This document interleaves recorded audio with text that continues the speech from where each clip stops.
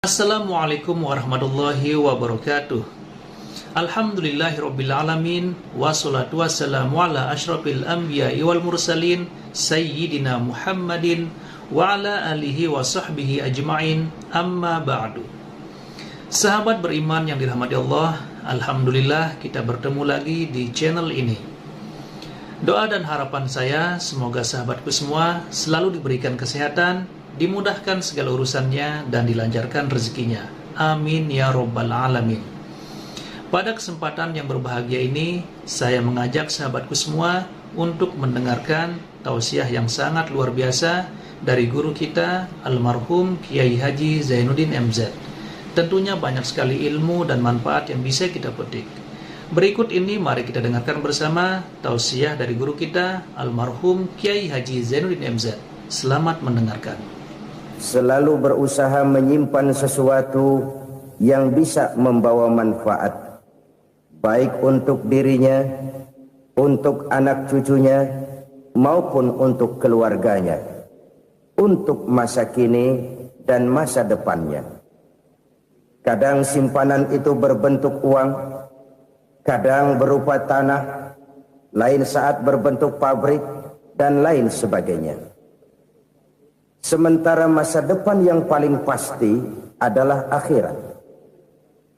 Jika untuk masa depan dunia kita rela memeras keringat, membanting tulang, pergi pagi dan pulang petang, menyimpan uang, menyimpan tanah, menyimpan pabrik, pernahkah kita merenung jika satu saat kiamat datang, kita dibangkitkan dari kubur masing-masing, berdiri di padang mahsyar untuk mempertanggungjawabkan seluruh kegiatan hidup kita di dunia ini, lalu kita akan menuju ke alam akhirat. Sudahkah kita mempunyai simpanan untuk akhirat kita?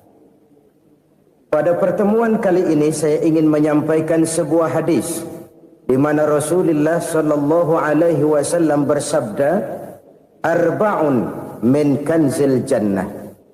Simpanan sorga ada 4 macam.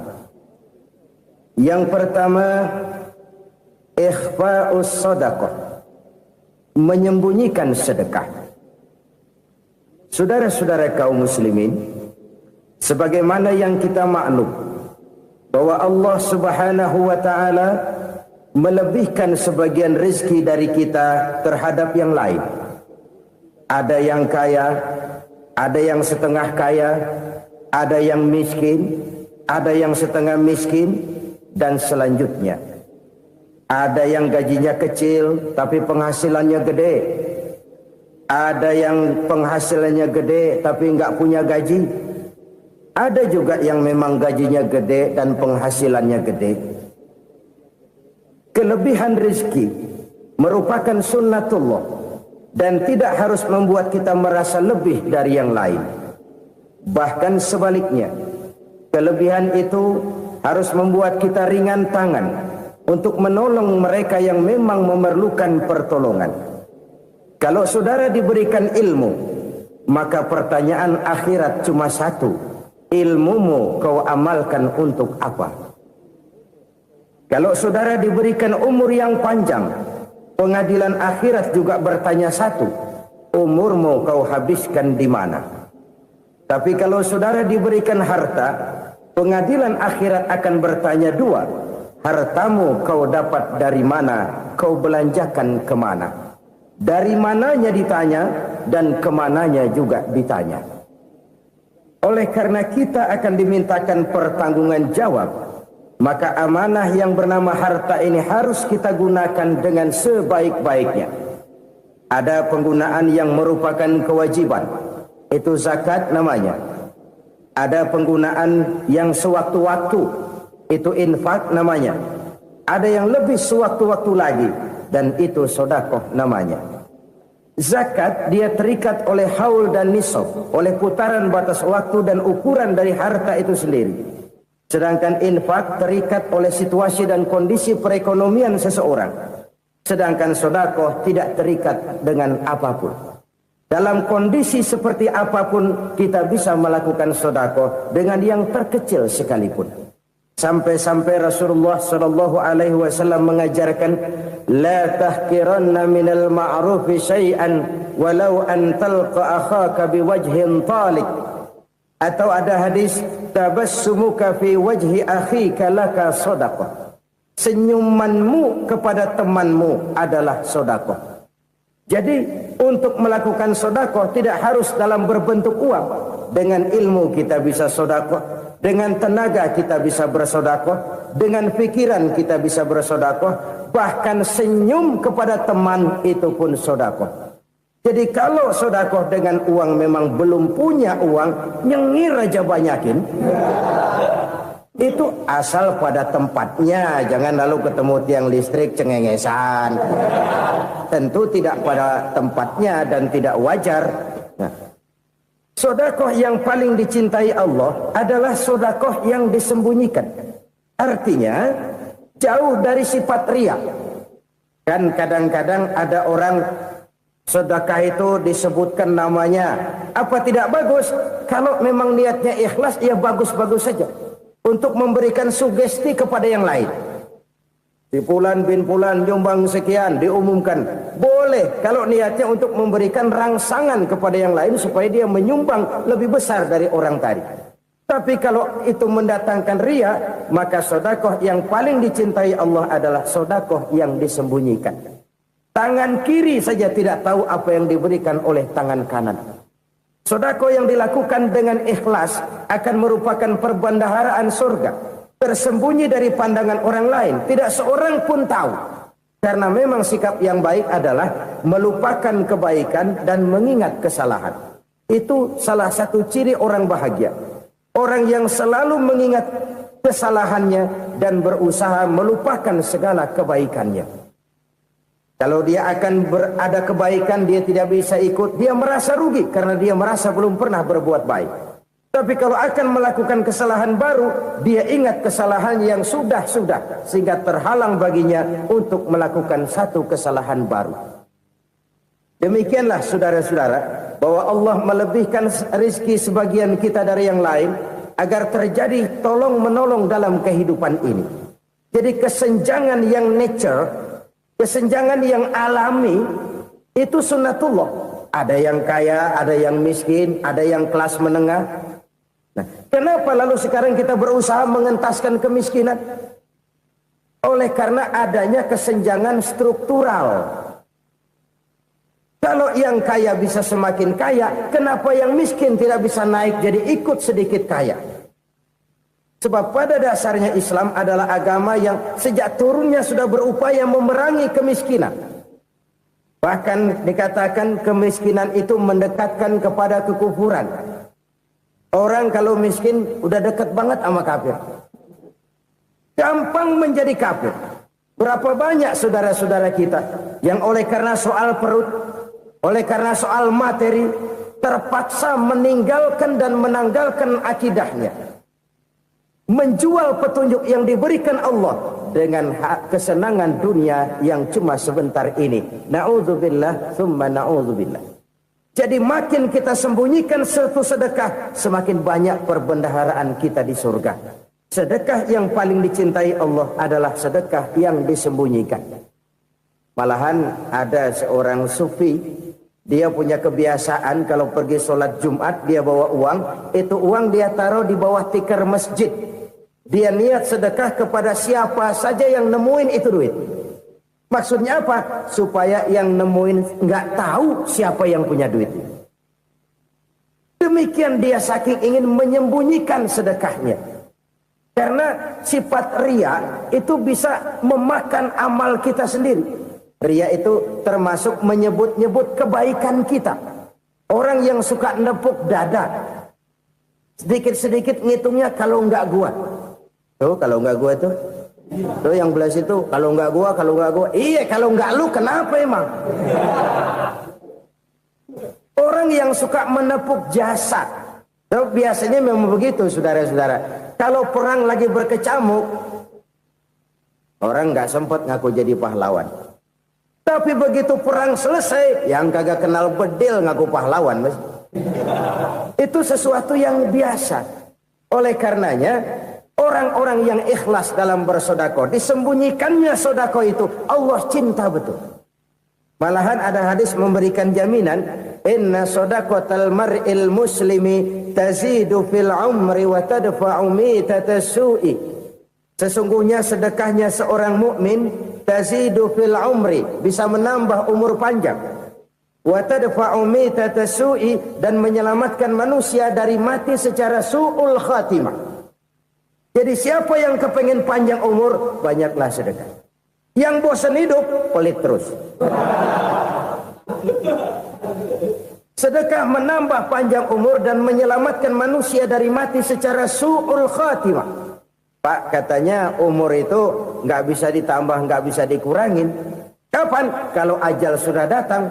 Wa idza jaa ajaluhum la yastakhiruna sa'atan wa la yastakdimun. Kalau ajal datang tidak bisa dimajukan, tidak bisa dimundurkan. Itu kalau ajal sudah datang. Tidak bisa lagi umur ditambah dikurangi, sudah datang. Tapi kalau belum datang, itu kan haknya Allah. Mau ditambah, mau dikurangi, hak prerogatif Allah. Sebagai pencipta manusia, Allah Maha Kuasa dan Maha Mampu. Sedekah ini menambah panjang umur dan menyelamatkan manusia dari mati secara su'ul khatimah. Itu orang mati kan sama ya, kondisinya mati, nggak nafas. Tapi hakikat mati kan lain-lain. Ada yang mati itu husnul khatimah, baik akhirnya. Misalnya lagi ngaji mati, lagi sholat mati, lagi sedekah mati. Ini yang dinamakan dengan husnul khatimah, baik di akhirnya. Sebaliknya ada yang su'ul khatimah, jelek di akhirnya. Ini yang jadi catatan akhir. Lagi nyekek botol, mampus. Lagi banting kartu, modar. Su'ul khatimah, jelek pada akhirnya. Sedekah menyelamatkan manusia dari mati secara su'ul khatimah. Dan kita semua kepengen mendapat husnul khatimah, jauh dari su'ul khatimah. Oleh sebab itu yang bisa menyelamatkan kita dari penyakit itu antara lain adalah sedekah yang disembunyikan. Yang dikerjakan dengan ikhlas karena Allah. Tidak karena kepengen dipuji orang, tidak karena ingin dikatakan orang pemurah, sebab orang dermawan itu orang yang memberi tanpa harus diminta. Kalau masih harus diminta, ya belum dermawan namanya, masih harus diminta. Kalau nggak diminta ya tulus, lolos, polos. Saudara-saudara kaum muslimin rahimakumullah. Harta adalah amanat dan akan kita pertanggungjawabkan. Allah melebihkan rizki sebagian kita dari yang lain agar kita saling tolong menolong, bantu membantu. Nabi janjikan siapa yang meringankan beban saudaranya muslim di dunia, Allah akan meringankan bebannya di akhirat nanti. Sebuah jaminan dari baginda Nabi. Si orang yang kita bantu barangkali tidak bisa membalas, Allah yang akan membalas lewat jalan lain yang tidak pernah kita sangka-sangka. Ada orang tanya, Pak, ini ada orang nyumbang masjid sambil marah-marah, bagaimana? Saya bilang sumbangannya aja ambil, marahnya jangan. Marahnya jangan diambil, itu urusan dia. Saudara-saudara kaum muslimin rahimakumullah. Umat Islam ini kan umat yang punya potensi besar. Kadang kita merenung, kenapa kadang-kadang pembangunan masjid kok lambat sekali? Kalau hotel hari ini peletakan pertama, bulan depan peresmian. Supermarket hari ini peletakan batu pertama, minggu depan peresmian. Tapi kalau sudah yang namanya masjid, kadang-kadang peletakan batu pertama sekaligus jadi batu terakhir. 3 tahun, 4 tahun, campur nebar jalak di jalanan. Duit dijaring kayak ikan sepat. Apa tidak ada orang Islam yang kaya? Banyak. Apa tidak ada pengusaha muslim yang jadi konglomerat? Ada. Lalu yang belum banyak itu yang komit terhadap nilai-nilai agamanya. Akhirnya kita jatuh jadi umat yang lemah. Belum ada pengusaha konglomerat muslim buka pabrik supermi cap beduk misalnya umpamanya atau pabrik kecap cap sorban supaya identitas keislamannya sedikit kelihatan. Kita jatuh jadi umat yang lemah karena potensi tidak terinventarisir dengan baik. Kita ini ibarat kompor yang cuma matengin nasi orang lain. Potensi kita dimanfaatkan oleh orang lain. Ukhuwah Islamiyah kita baru terbatas kepada silaturahmi. Ukhuwah di bidang ekonomi kita lemah, ukhuwah di bidang kebudayaan kita lemah, apalagi ukhuwah di bidang politik kita lebih rapuh lagi. Padahal ukhuwah itu adalah totalitas kehidupan manusia, menyangkut ipolek sosbud, memerlukan nilai-nilai ukhuwah. Jadi oleh karena itu mari kita menyadari di dalam harta kita, walaupun kita yang cari, pergi pagi, pulang sore, peras keringat, banting tulang, di sana ada harta anak yatim. Di sana ada hak masjid. Di sana ada hak pesantren. Di sana ada hak jihad. Berbahagialah seseorang apabila dia oleh Allah dijadikan keran. Keran itu menyimpan air, tapi tidak untuk dirinya, tapi disalurkannya kepada mereka yang memang memerlukannya. Saudara-saudara kaum muslimin rahimakumullah, ini yang pertama. Jadi perbendaharaan surga adalah menyembunyikan sedekah. Orang lain nggak tahu, kita pun nggak pernah ngitung-ngitung. Kita anggap lewat begitu saja, padahal itu deposit akhirat. Satu. Yang kedua, perbendaharaan surga itu apa? Wa kitmanul musibah, menyembunyikan kesulitan. Kadang orang takut menghadapi kesulitan. Tapi makin kita merenung, hidup ini kan sebenarnya urusan. Takut sama urusan ya jangan hidup. Tandanya orang hidup itu kalau punya urusan. Urusan melupakan problem. Problem sering menimbulkan kesulitan. Kesulitan bukan untuk ditakuti, tapi untuk diatasi dan dicarikan jalan keluarnya. Siapa sih orangnya yang nggak pernah sulit-sulit? Makin tinggi status sosialnya, makin gede urusannya. Makin tinggi kualitas imannya, makin berat tingkat kesulitannya. Cuma memang yang namanya enak itu seperti pelangi. Biang lala itu nggak pernah di atas kepala kita, di atas kepala orang melulu. Lo sih enak lo, kata kita. Dia juga bilang, yang enak kan lo. Pelangi itu nggak pernah di atas kepala kita. Kata tukang beca, aduh enak ya naik Mercy. Kata tukang beca, apa yang di dalam mobil Mercy? Aduh enak bener tukang beca, di jok ngeringkuk ngorok pulas bener.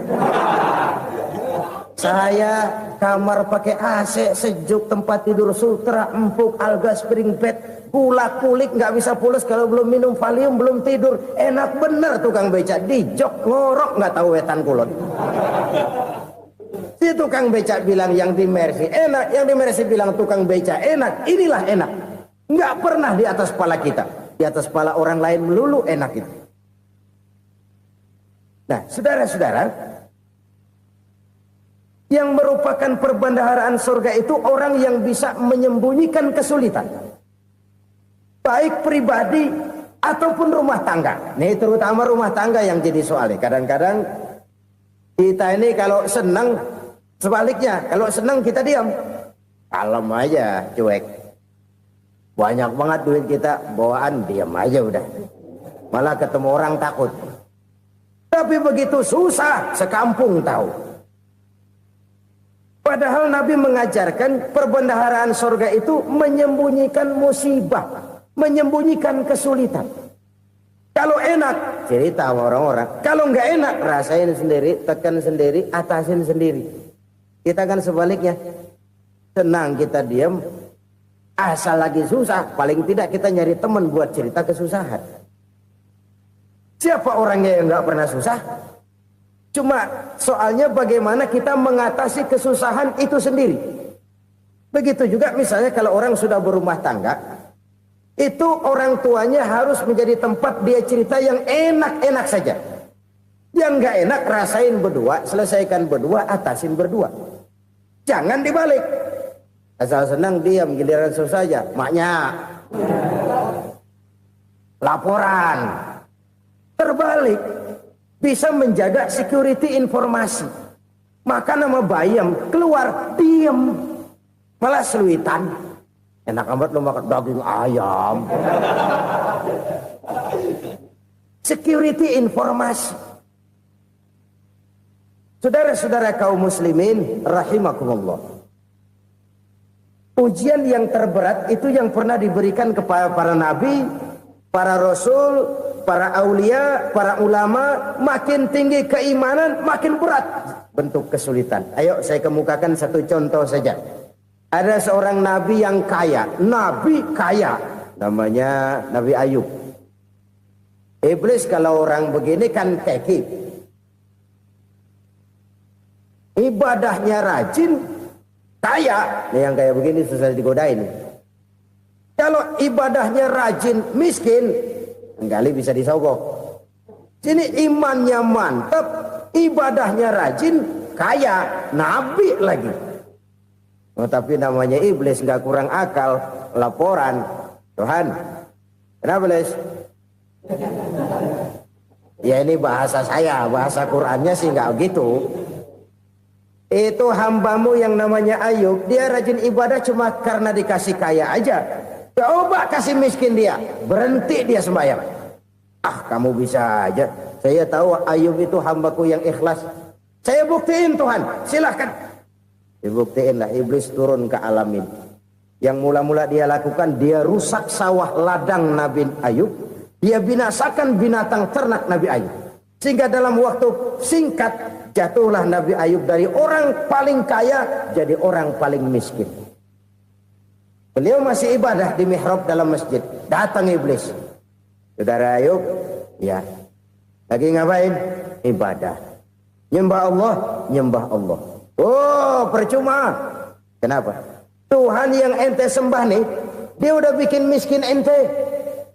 Sawah ladang ente hancur lebur, binatang ternak binasa. Sekarang ente jadi orang paling miskin. Ngapain nyembah Tuhan kayak begitu? Tekor. Udah berhenti dah ibadah, berhenti ibadah. Ini iblis sama Tuhan laporannya lain, yang dikerjakan kepada Nabi Ayub juga lain. Benar begitu iblis, kata Nabi Ayub. Iya, sawah ladang saya habis, buras. Binatang ternak saya binasa, binasa. Saya miskin, bangpak. Apa jawab Nabi Ayub? Bukan innalillahi, ya ini hebat. Alhamdulillahillazi a'tani wa akhza minni. Segala puji bagi Allah yang telah memberikan harta kepada saya dan sekarang mengambilnya lagi. Alhamdulillah. Allah yang ngasih, Allah yang ambil. Itu mah urusan Allah. Iblis cuman ibadah jalan terus, sujud lagi Nabi Ayub. Iblis seleher gondok banget. Dasar Nabi nggak mempan dia apa-apain. Miskin malah alhamdulillah. Allah yang ngasih, Allah yang ambil. Jadi kalau kita tidak komit, kita tidak terikat kepada kaya, miskin, senang, susah, apa yang bisa bikin kita susah? Jadikan kekayaan, kemiskinan, jadikan senang, susah sebagai anak buah yang bisa kita atur. Jangan kekayaan ngatur kita, jangan kemiskinan ngatur kita. Kita yang harus mengatur mereka. Senang, susah, kaya, miskin, bahagia, sengsara, jadikan itu anak buah yang bisa kita atur. Kalau sekarang kita kaya, lain saat boleh jadi kita miskin, semiskin-miskinnya. Allah yang ngasih, Allah yang ambil. Tenaga mana yang bisa menghalangi? Ibadah jalan terus. Iblis makin gondok. Dasar Nabi loh. Akhirnya apa? Nabi Ayub dikerjain, diberikan penyakit. Demikian fatal penyakitnya. Bayangin, udah miskin sakit. Masya Allah. Miskin sakit. Sakitnya nggak lama, kira-kira 16 tahun. Istrinya 3, 2 mental minta ceraiin. Ngerawatin laki bengek begini.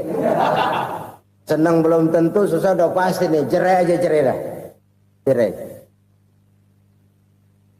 Tinggal satu Siti Rahmah yang setia menemani beliau. Sesetia-setianya hati perempuan. Satu saat Siti Rahmah bilang, Bang, Ya, abang kan nabi bang. Lalu namanya nabi kan doanya jarang meleset bang. Maksud kamu minta kenapa sih sama Tuhan biar abang sembuh baik dah bang? Siti Rahmah, iya. Saya sakit berapa tahun sih dah? 16 tahun bang. Sebelum ini saya sehat berapa tahun? Ya kira-kira 60 tahun bang. Nah coba ente banding-bandingin Rahmah. Saya dikasih sehat 60 tahun. Dikasih sakit 16 tahun. Sudah nggak sabar. Mau doa kepada Allah minta sembuh. Saya malu. Malu kepada Allah. Diuji dengan yang luar biasa seperti ini. Tidak mengganggu stabilitas kehambaannya. Dia tetap menghamba kepada Allah subhanahu wa ta'ala. Saudara-saudara kaum muslimin rahimakumullah. Kunci menghadapi kesulitan itu apa? Allah jelaskan dalam satu ayat, wa basyiris sabirin alladzina iza asabathum musibah qalu inna lillahi wa inna ilaihi raji'un. Gembirakan orang-orang yang sabar. Siapa mereka itu? Yang apabila mendapat musibah mereka kembali kepada keyakinan dasar, segalanya dari Allah dan segalanya akan kembali kepada Allah. Ini konsepsi dasar dari sikap muslim dalam menghadapi berbagai kesulitan. Segalanya dari Allah, segalanya akan kembali kepada Allah. Kalau ini sudah kondisi dasarnya, maka kita akan lapang menghadapi kenyataan bagaimanapun pahitnya. Apakah itu namanya miskin, apakah itu namanya sakit, bahkan maut sekalipun. Maut sekalipun. Segalanya dari Allah, segalanya akan kembali kepada Allah. Ini sikap hidup, bukan sekedar ucapan. Kita kadang-kadang menjadikannya sebagai ucapan. Mulutnya sih nggak berhenti, innalillahi wa inna ilaihi raji'un, tapi nangisnya terus gerung-gerungan. Bukan itu, ini kesadaran moral. Kalau segalanya dari Allah, segalanya kembali kepada Allah, kan sebenarnya cuma nunggu giliran. Hari ini saya nyembayangin dia, entah hari apa saya disembayangin orang. Hari ini saya antar dia ke kubur, entah hari apa orang nganterin saya ke kubur. Hari ini saya tahlilkan dia, entah nanti kapan orang tahlilkan saya. Segalanya dari Allah, segalanya akan kembali juga kepada Allah. Oleh sebab itu saudara-saudara, kesulitan bukan untuk ditakuti. Kesulitan justru untuk diatasi, dicarikan jalan keluarnya. Dan tidak ada orang yang tidak pernah mendapat kesulitan. Tidak ada. Semakin tinggi status sosial, semakin tinggi kualitas keimanan, semakin besar juga tingkat kesulitan. Hanya saja bagaimana cara kita mengatasinya. Dan Al-Quran menyatakan, inna ma'al usri yusra. Di balik kesulitan itu pasti ada kemudahan. Roda itu berputar. Karena itu Rasulullah sallallahu alaihi wasallam mengingatkan kepada kita, ta'arraf ilallahi fir raha ya'rifka fis syiddah. Ingatlah kepada Allah di waktu kamu senang, supaya Allah ingat kepada kamu di waktu kamu susah. Kalau waktu senang kita ingat kepada Allah, kita susah, Allah tidak akan meninggalkan kita. Tapi kalau waktu senang kita jauh dari Allah, sujud tidak sempat, dengan masjid jauh, ketika senang kita lupakan Allah. Nanti begitu kita susah, Allah lupakan kita. Dan itu menyakitkan. Oleh karena itu orang-orang tua kita dulu bilang, kalau lagi sehat ingat-ingat lu bakal sakit nanti. Kalau lagi kaya ingat-ingat satu saat kita bakal jatuh miskin. Bahkan kalau lagi muda ingat-ingat kita bakal tua. Dan yang terpenting kalau lagi hidup ingat-ingat kita bakal mati. Saudara-saudara kaum muslimin rahimakumullah. Jadi yang kedua yang merupakan perbendaharaan surga, menyembunyikan musibah. Saudara-saudara kaum muslimin rahimakumullah. Hal ketiga yang merupakan perbendaharaan surga adalah wasilatur rahmi. Orang yang suka bersilaturahmi. Sebagaimana yang kita maklum bahwa manusia adalah makhluk yang disebut zon politika. Makhluk sosial yang tidak mungkin hidup sendiri-sendiri. Betapa dan siapapun kita memerlukan orang lain. Bodoh betul manusia kalau tinggal di tengah masyarakat tapi tidak mau bermasyarakat. Merasa hebat sendiri, pintar sendiri, gagah sendiri, kaya sendiri. Mungkin kalau mati juga ngubur sendiri. Jangankan kita di sini, Di surga saja Nabi Adam waktu sendirian bengong melulu, mondar mandir. Allah tegur dam sepidam. Ini kalau bahasa saya. Iya Tuhan, sepi ini nggak ada coret-corekan pisan ini. Diciptakan Siti Hawa baru anteng Nabi Adam. Itu di surga. Cobalah. Umpamanya saudara tinggal di Jakarta nih. Kayak bener. Apaan aja di Jakarta punya saudara dah. Jembatan Semanggi ambil. Monas, Buntel bawa pulang. Hotel-hotel ambil semua. Cuman tinggal di Jakarta sendirian, apa enaknya? Betapa dan siapapun kita perlu orang lain. Tidak ada seorang pun yang bisa memenuhi kebutuhan hidupnya secara sendiri-sendiri. Nah, Islam telah menyelamatkan manusia dari ras diskriminasi. Mengikat manusia dengan persaudaraan yang berlandaskan kepada akidah. Karena itu dianjurkan bersilaturahmi. Bahkan Nabi menyatakan, man arada ayyubsata lahu fi rizqihi wa yunsa'a fi atharihi falyasil rahimah. Siapa yang kepengen diluaskan rezekinya dan dipanjangkan usianya, banyaklah ia bersilaturahmi. Siapa yang kepengen dimudahkan rezekinya, hendaknya ia banyak bersilaturahmi. Kalau banyak teman, kesulitan kan paling tidak ada tempat cerita. Udah susah, sendirian kita pikirin diri, nggak ada tempat tukar pikiran. Cepet banget sama bengek. Dilawan sendiri. Nah, secara makro kita bisa berkata, tidak mungkin ada kemenangan kalau tidak ada kekuatan.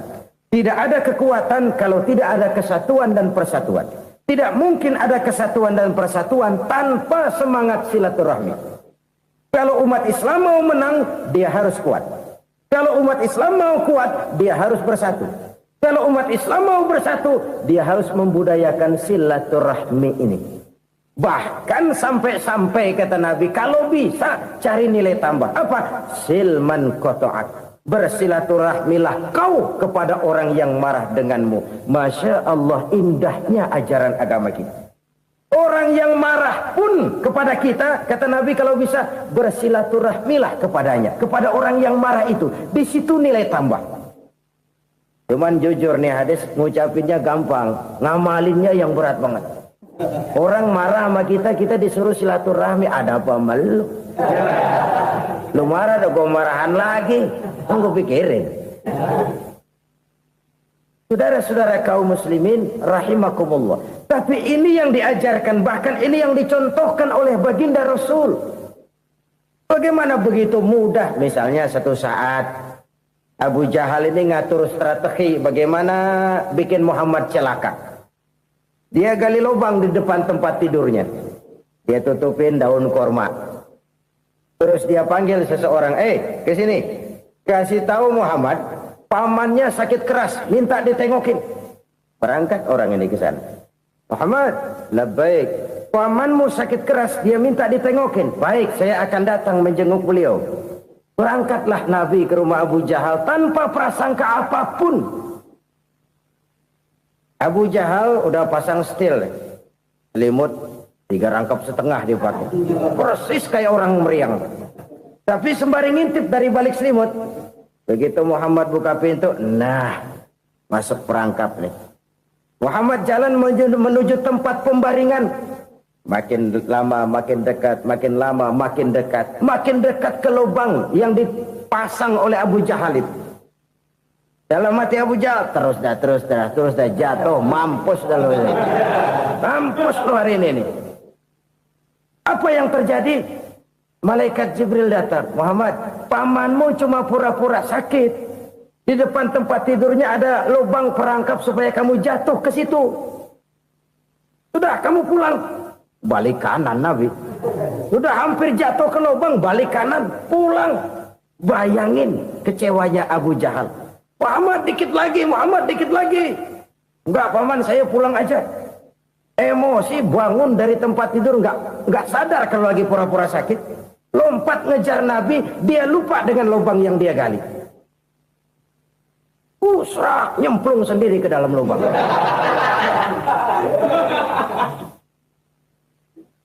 Nabi terus berlalu. Ini terjadi keanehan. Jatuh ke lubang yang dia gali itu sebenarnya nggak terlalu dalam ya, antara 3-4 meteran lah. Tolong saya jatuh ke lubang ini. Datanglah pelayan-pelayannya itu. Angkat saya dari sini. Oh, yang ngulurin tambang. Satu gulung, belum juga nyampe itu tambang. Kurang, beli lagi ke warung.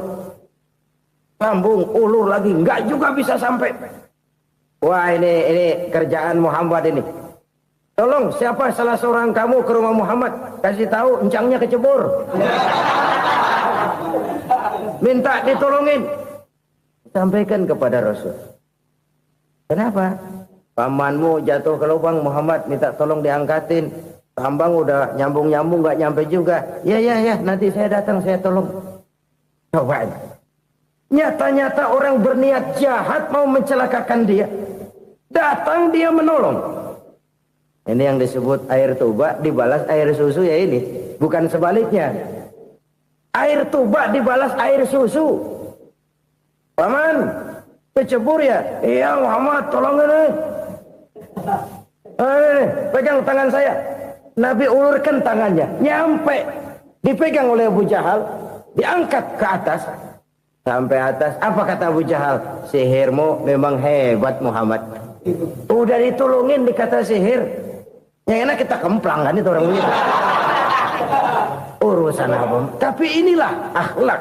Kalau bisa kamu bersilaturahmilah dengan orang yang marah kepadamu sekalipun. Orang marah kita tetap baik. So, kalau kita berbuat baik sama orang yang memang baik, rasanya sih biasa-biasa aja. Orang baik kita baik lagi, ya draw aja, belum ada nilai tambah di situ. Baru ada nilai tambah kalau kita bisa berbuat baik kepada orang yang nyakitin kita. Itu namanya kita setingkat di atas dia. Dia sakitin kita, kita berbuat baik sama dia. Dia pelit sama kita, kita baik sama dia. Dia marahin kita, kita deketin dia. Di situ kita punya nilai tambah. Jadi siapa yang ingin diluaskan rezekinya kata Nabi dan dipanjangkan umurnya, hendaklah ia banyak-banyak bersilaturahmi. Sederhana sebenarnya silaturahmi. Tapi silaturahmi membangkitkan semangat kesatuan dan persatuan. Kesatuan dan persatuan melahirkan kekuatan. Dalam matematika, 1 ditambah 1 pasti 2. Tapi di tengah masyarakat, 1 orang takut ditambah 1 orang takut, hasilnya jadi 2 orang setengah berani. Kenapa setengah berani? Karena udah berdua. Tadi pan takut sendirian. Kalau dia kumpul turu-turu takutlah jadi berani. Kita yang lemah, kita yang tidak berdaya, kita yang miskin, kalau mau kompak bersatu, apa yang nggak bisa kita kerjain? Apalagi tinggal di kota besar, pilihan cuma 2, bertahan atau minggir. Bertahan atau minggir. Untuk bisa bertahan harus mampu bersaing. Untuk mampu bersaing harus punya keahlian. Keahlian harus ditunjang dengan pendidikan. Ditambah oleh kekompakan sebagai umat. Udah miskin mencar mulu, orang injak kita. Orang nggak pandang urusan apa yang malu. Oleh karena itu silaturahmi pada hakikatnya merupakan ruh dari ukhuwah yang diajarkan oleh agama kita. Bagaimana Islam menyelamatkan masyarakat manusia dari ras diskriminasi, mengikat manusia, dan tidak ada persaudaraan yang lebih indah selain persaudaraan yang diikat dengan nilai-nilai akidah. Sepanjang orang di jalan Allah, itulah saudara kita. Keluar dia dari jalan Allah, selesailah persaudaraan sampai di situ. Karena itu, kalau ingin menyimpan sesuatu di surga, banyaklah bersilaturahmi. Datang ke rumah ini, datang ke rumah itu, dan lain sebagainya. Itu simpanan kita di akhirat nanti. Ini yang ketiga. Saudara-saudara, yang keempat, perbendaharaan surga itu apa? Wa qawlu la hawla wa la quwwata illa billah. Ucapan la haula wa la quwwata illa billah. Ibadah kan ada yang berat, modalnya besar. Bangun masjid berat, modalnya besar. Bangun rumah sakit berat, modalnya besar. Ada ibadah yang berat tapi modalnya ringan. Misalnya Puasa. Puasa itu berat. Mengendalikan nafsu. Kalau sekedar nggak makan nggak minum sih enteng. Mengendalikan nafsu. Itu jihad terbesar. Tapi kan modalnya ringan. Cuma niat saja. Ini ibadah berat modalnya ringan. Ada ibadah yang ringan modalnya juga enteng. Seperti termasuk ucapan la haula wa la quwata illa billah. Tanpa sadar la haula wa la quwata illa billah. Nyelengin tuh di surga. Nyelengin, kita nggak terasa. Nyelengin simpenan akhirat. La haula wa la quwata illa billah. Nyimpan lagi. Kaget. La haula wa la quwata illa billah. Nyimpan lagi. Banyak simpenan. Walaupun sebenarnya yang dimaksud di sini adalah kesadaran batin. Bahwa tidak ada daya dan kekuatan kecuali Allah. Itu intinya. Kita memulai pekerjaan disunahkan baca bismillah. Kan begitu. Apa itu? Kesadaran moral. Bahwa ini saya bisa kerjakan. Saya kerjakan ini dengan menyebut nama Allah. Kenapa? Kalau Allah tidak memberikan daya dan kekuatan, mana mampu saya kerjakan ini. Maka saya kerjakan ini dengan menyebut nama Allah. Bismillah. Kesadaran moral. Manusia hanya wajib berusaha, tapi nggak pernah wajib berhasil. Banyak hal-hal yang kalau kita renungkan secara rasio nggak mungkin, tapi jadi kenyataan. La haula wa la quwata illa billah. Tidak ada daya dan kekuatan kecuali bagi Allah semata-mata. Kesadaran moral akan kelemahan dan keterbatasan makhluk bernama manusia. Kadang kita kagum dengan otak, tapi kita sering lupa sama yang bikin otak. Padahal bagaimanapun hebatnya otak, yang bikin otak pasti lebih hebat dari otak. Nggak percaya, silahkan otak-otakan. Inilah kecenderungan. Kita kagum dengan pesawat-pesawat mutakhir, bukan main besi gede banget terbang itu. Alangkah hebatnya. Lalu apa yang bikin otak tidak lebih hebat dari itu semua? Kita puji laut. Apa yang bikin laut tidak lebih hebat dari laut itu? La haula wa la quwata illa billah. Tidak ada daya dan kekuatan kecuali Allah. Apa yang bisa kita lakukan?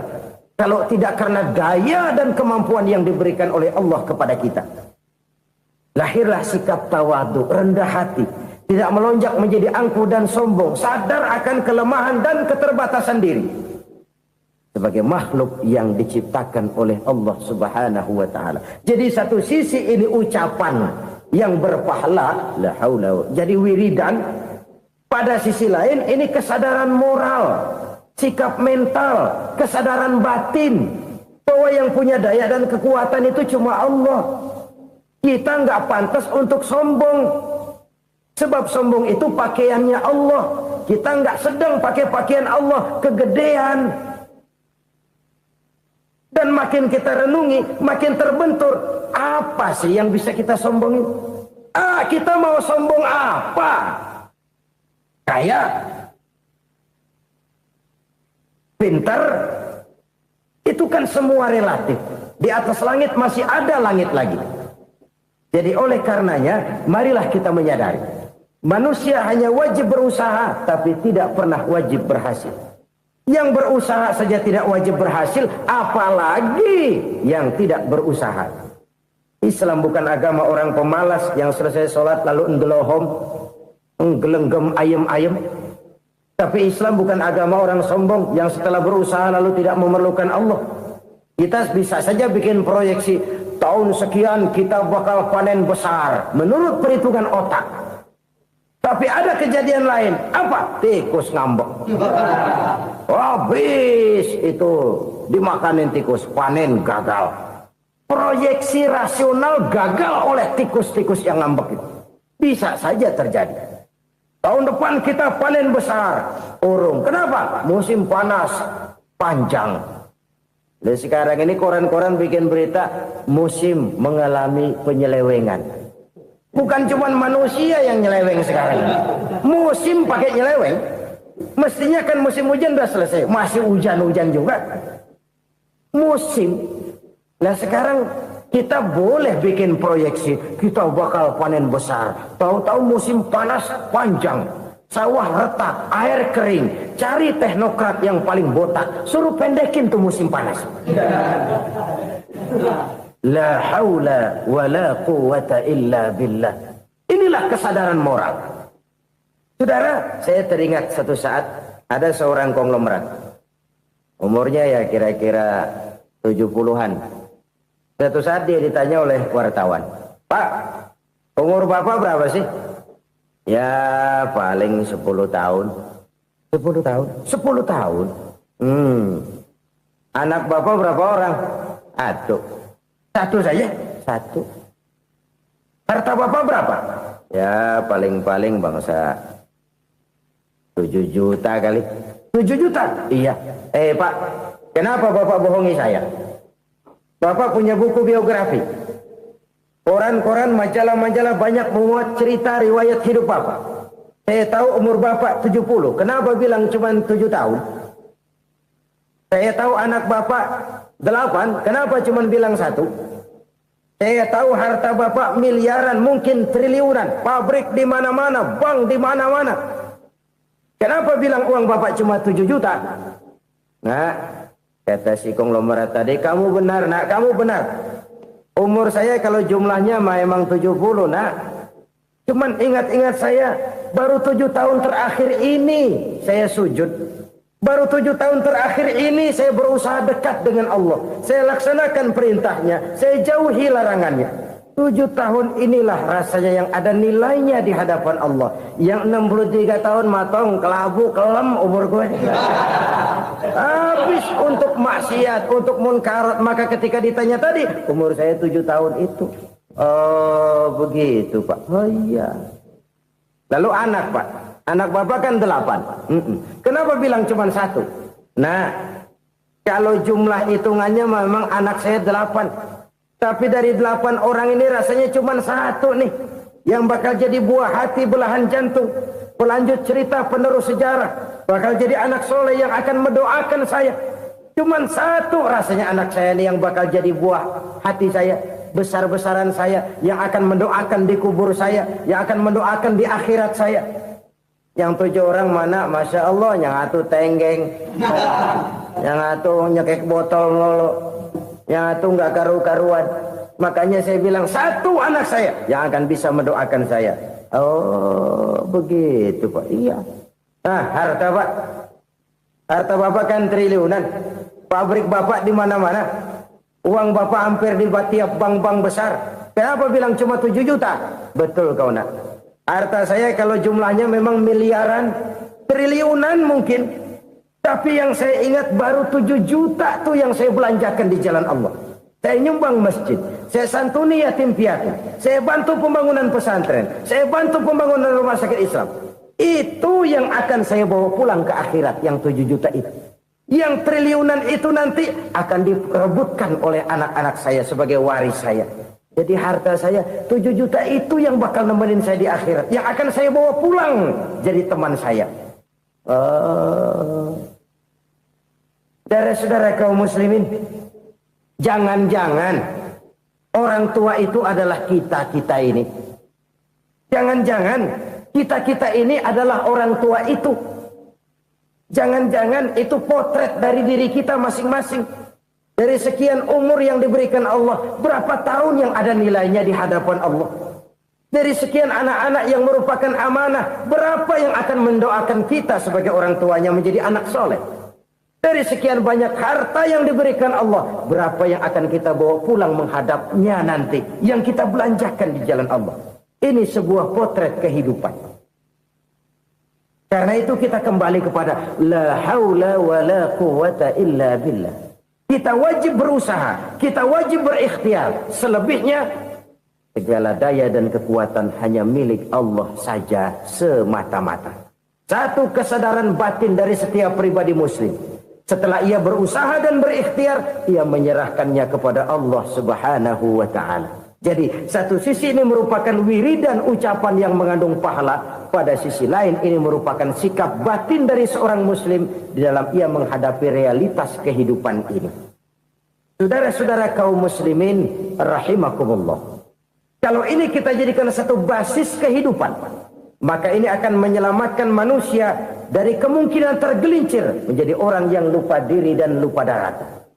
Sebab itu Imamul Ghazali berpesan, jadidis safinah fa innal bahra amiq wa khuziz zad fa inna safara ba'id wa khaffifil hamla fa innal hamla sadid.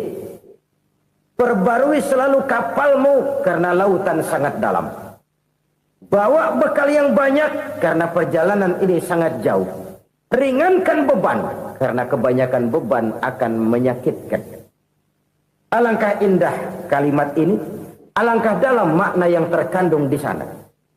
Perbarui selalu kapalmu karena lautan sangat dalam.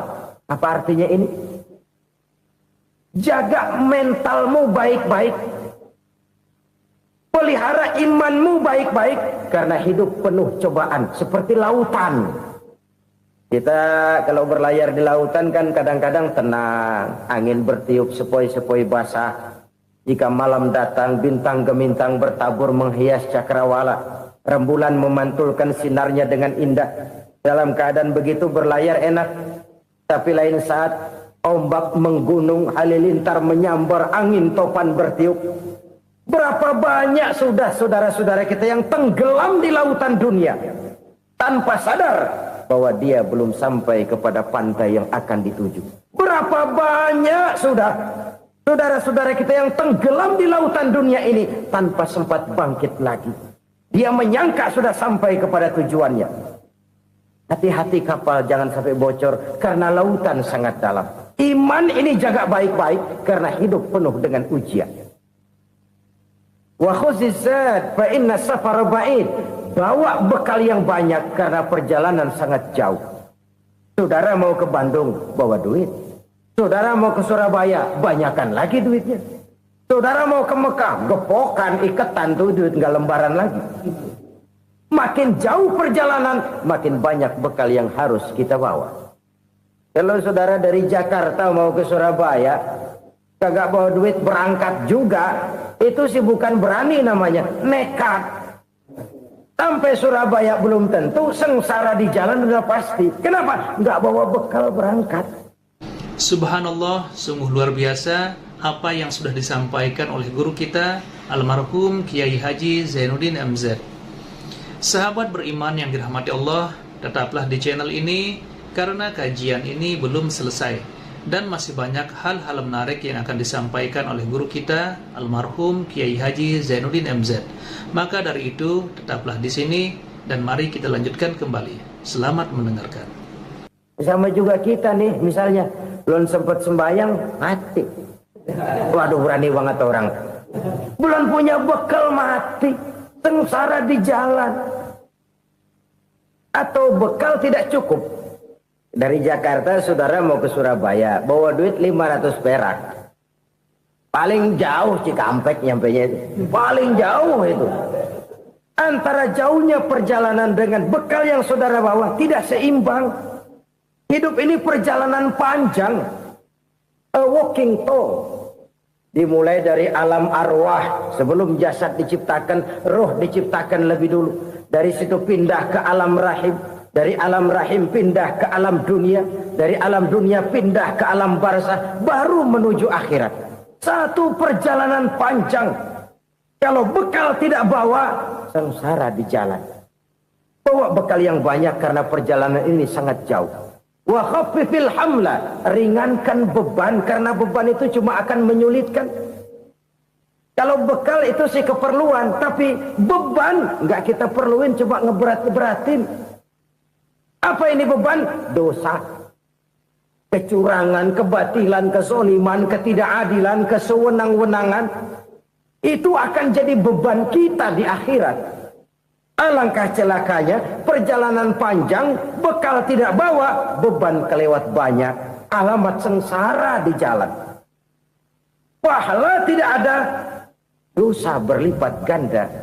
Na'udzubillah, tsumma na'udzubillah. Kalau kita rangkum nasihat Al-Ghazali dengan kisah si konglomerat tadi, kita akan mengambil kesimpulan. Pertama, bekal terbaik dalam menghadapi gejolak kehidupan ini tidak lain adalah iman. Yang kedua, pahala dan dosa. Dua hal kontroversial. Pahala adalah bekal, dosa adalah beban. Tapi kita sekarang kan tidak begitu terangsang kepada yang abstrak. Orang berlomba mencari yang konkret-konkret saja, yang real. Kalau memang dosa, benjol dong, kira-kira begitu. Kira-kira begitu. Persis orang Yahudi dulu. Orang Yahudi itu kan pernah minta kepada Nabi Musa, "Ya Musa, lan nu'mina laka hatta narallaha jahrah." Musa, kami nggak bakal mau beriman kepada Allah kalau belum kami lihat Allah ada nongkrong di depan kami. Kalau memang Tuhan ada, taruh dong di depan kami. Mau yang konkret-konkret saja. Kalau memang dosa, benjol dong. Kalau memang pahala, berasa dong. Orang terangsang kepada yang real, yang konkret-konkret saja.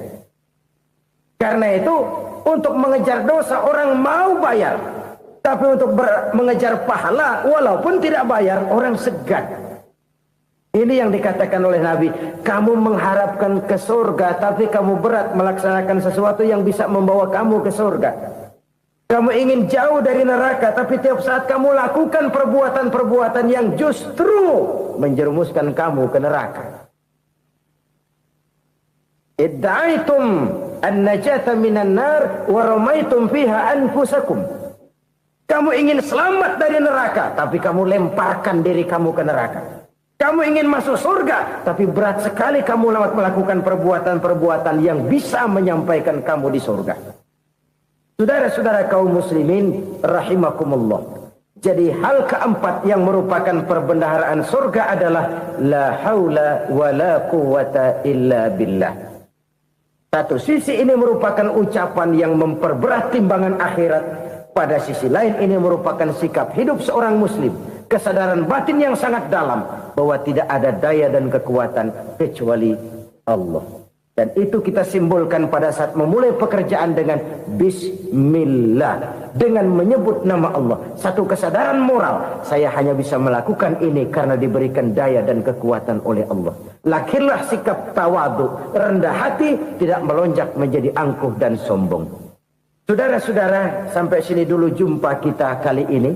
Semoga 4 perbendaharaan surga ini dapat kita lakukan, yang kelak akan merupakan bekal kita di kemudian hari nanti. Amin ya rabbal alamin. Bapak-bapak, ibu-ibu, saudara-saudara kaum muslimin rahimakumullah. Di dalam kehidupan kita sebagai seorang muslim, minimal 5 kali dalam sehari semalam kita mendengar seruan untuk mendirikan solat yang disebut azan. Ada kalimat menarik di dalam kalimat azan itu, yakni seruan hayya 'alal falah, marilah menuju kepada keberuntungan, marilah meraih kemenangan. Seruan ini adalah kecenderungan dari setiap manusia, apapun warna kulitnya. Artinya, setiap orang dalam hidup selalu ingin meraih dan mencari kemenangan. Kemenangan akan melahirkan kepuasan batin, dan kepuasan batin memberikan kebahagiaan.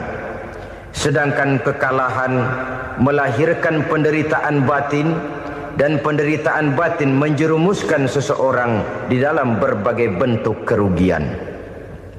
Jikalau inilah seruan azan, maka masalahnya ialah apa yang menyebabkan kita meraih kemenangan.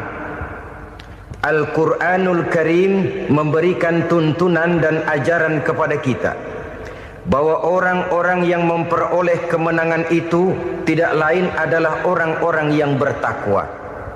Hanyalah mereka yang bertakwa kepada Allah Subhanahu wa ta'ala pada akhirnya akan tampil sebagai pemenang. Lalu siapa orang yang bertakwa itu? Dijelaskan dalam awal-awal Al-Baqarah, orang yang bertakwa yang akan meraih kemenangan. Pertama, allazina yu'minuna bil ghaib, yaitu orang-orang yang beriman kepada yang gaib. Percaya bahwa ada alam yang gaib, alam yang abstrak, alam yang tidak bisa dijangkau oleh salah satu daripada panca indera kita. Mereka percaya dan beriman kepada adanya malaikat, beriman kepada adanya iblis dan jin, beriman kepada adanya alam kubur, beriman kepada adanya alam mahsyar, beriman kepada adanya alam akhirat, beriman kepada adanya surga dan neraka. Beriman bukan cuma sekedar beriman dalam ucapan bibir saja, tetapi beriman yang nilai iman itu mampu mewarnai gerak dan gaya hidupnya. Iman yang meresap sampai ke tulang sumsum, kemudian memberikan dampak positif di dalam kehidupan manusia.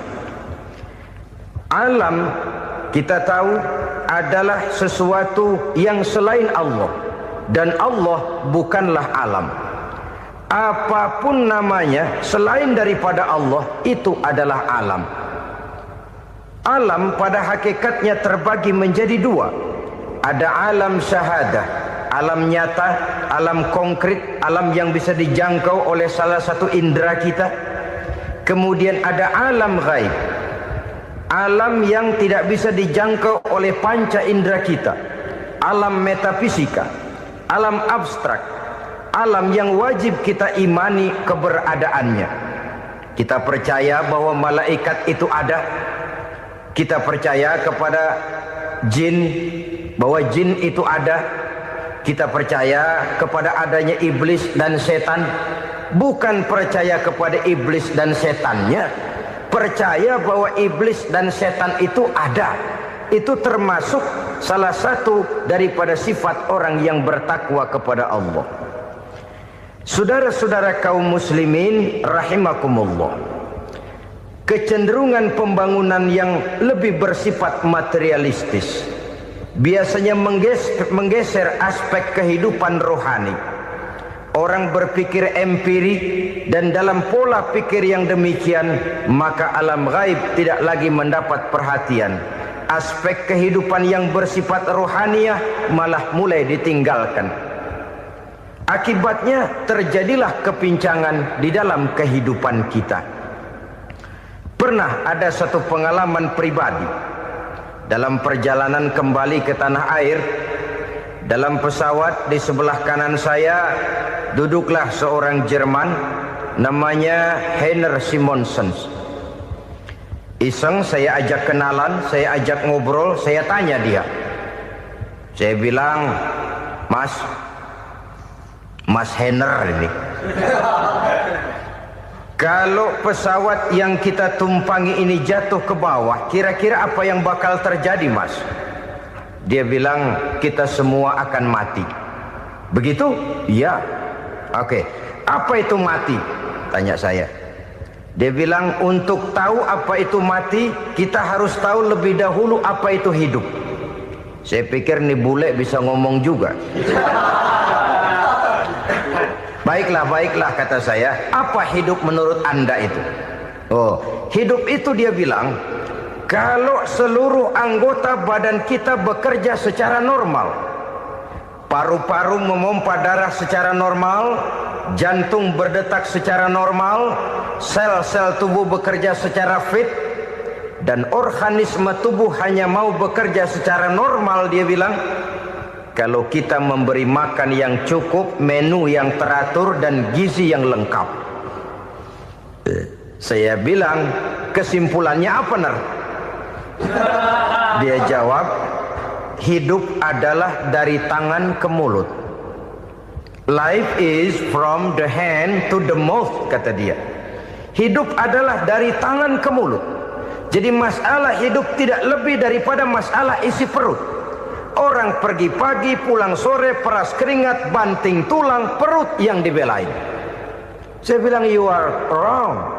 Sampean salah, Ner. Kamu orang Islam bukan? Bukan. Pantas. Kenapa saya salah? Dia bilang. Ya jelas salah. Salahnya di mana? Kamu ini manusia. Kalau hidup cuma dari tangan ke mulut, saya bilang, kambing di kampung saya juga begitu pikirannya, Ner. Itu kambing di kampung saya, asal perutnya kenyang, sudah hidup dia. Perkara besok bagaimana, lusa prospeknya macam mana, bulan depan ada apa, kambing nggak pernah mikir. Di kampung saya kambing juga pikirannya begitu. Kamu Kristen ya? Tadinya. Loh kok tadinya, lalu apa sekarang kamu ini? Dia bilang sekarang saya netral. Saya tidak beragama, tapi saya percaya kepada Tuhan sebagai pencipta alam. Saya ingat benar dia bilang, I haven't any religious, but I believe to God as the creator of the world. Kenapa bisa netral begitu, Ner? Habis saya bingung katanya. Islam bilang Islam baik, Kristen bilang Kristen baik, Hindu Buddha bilang Hindu Buddha baik, semua agama baik. Saya netral sekalian, nggak beragama. Yang penting saya percaya kepada Tuhan. Saya bilang, Ner, kamu ini kayak orang mau beli celana, lalu bingung. Yang satu bilang Levi's bagus, yang satu bilang Blue Jean hebat, yang satu bilang Wool England hebat. Celana ini hebat, celana itu bagus, celana ini hebat. Semua celana bagus, kamu bingung. Akhirnya netral, tidak pakai celana. Itu juga salah.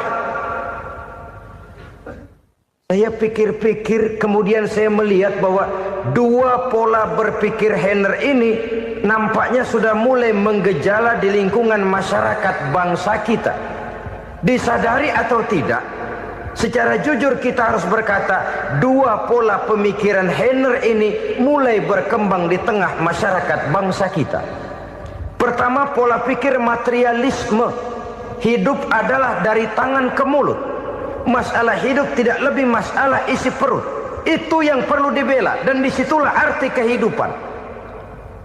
Pergi pagi, pulang sore, peras keringat, banting tulang untuk mempertahankan perut. Kalau sudah kemari cara orang berpikir, maka buat apa percaya kepada yang gaib?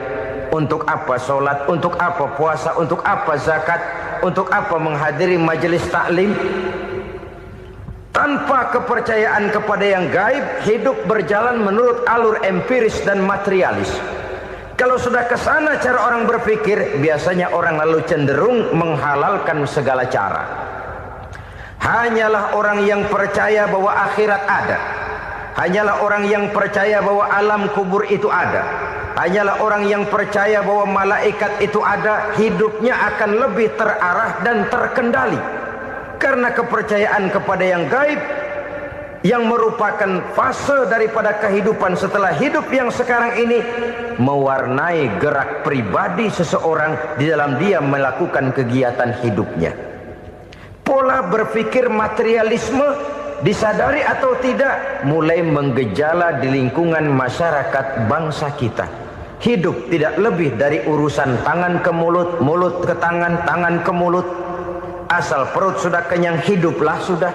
Perkara bagaimana prospek hari yang akan datang, bagaimana akhirat, tidak jadi persoalan. Ini yang oleh Nabi diperingatkan, ad-dunya sijnul mu'min wa jannatul kafir. Dunia adalah penjara bagi orang beriman dan surga bagi orang kafir.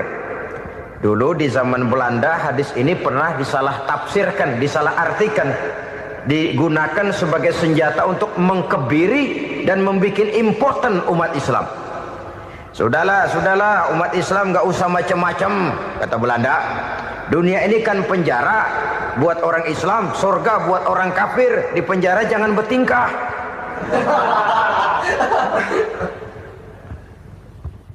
Pengertiannya tidak begitu. Dunia adalah penjara bagi orang mukmin. Artinya dalam kehidupan dunia seorang mukmin tidak bebas memperturutkan hawa nafsunya. Di penjara hawa nafsunya itu. Sebaliknya surga bagi orang-orang kafir. Buat orang kafir, surgalah dunia ini. Mereka bebas memperturutkan hawa nafsunya. Dilarang tidak terlarang, dicegah pun tidak tercegah. Mereka hidup menurut alur bisikan nafsu mereka sendiri. Kemudian bila ajal datang, maut merenggut nyawa, selesailah surganya sampai di situ. Maka bagi orang-orang yang tidak percaya kepada adanya akhirat, kepada adanya alam gaib, surganya sebatas umurnya. Sekali lagi, surganya sebatas umurnya. Bila umur selesai, ajal pun datang merenggut nyawa, selesailah sudah surganya sampai di situ. Alangkah pendeknya perjalanan orang-orang yang tidak percaya kepada alam gaib ini. Bagi kita mukmin, jikalau kita mampu memenjarakan hawa nafsu, kita bisa bahagia di dunia ini. Dan Islam memang tidak menyuruh kita sengsara di dunia. Raih dunia, kejar dunia, gapai dunia sebagai alat untuk mencapai kebahagiaan di akhirat nanti. Hidup adalah satu perjalanan panjang yang terbentang sejak kita terlahir dari alam rahim sampai kepada alam akhirat nanti.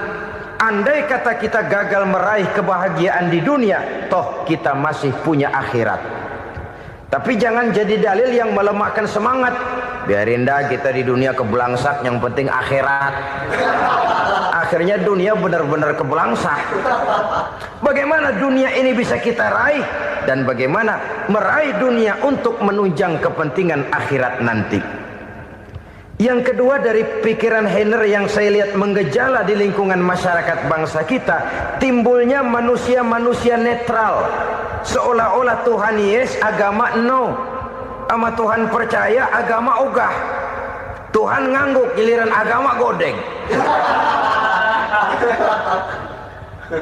Padahal hampir dalam setiap ayat dalam Quran, kata-kata amanu biasanya bergandeng dengan wa amilus sholihat.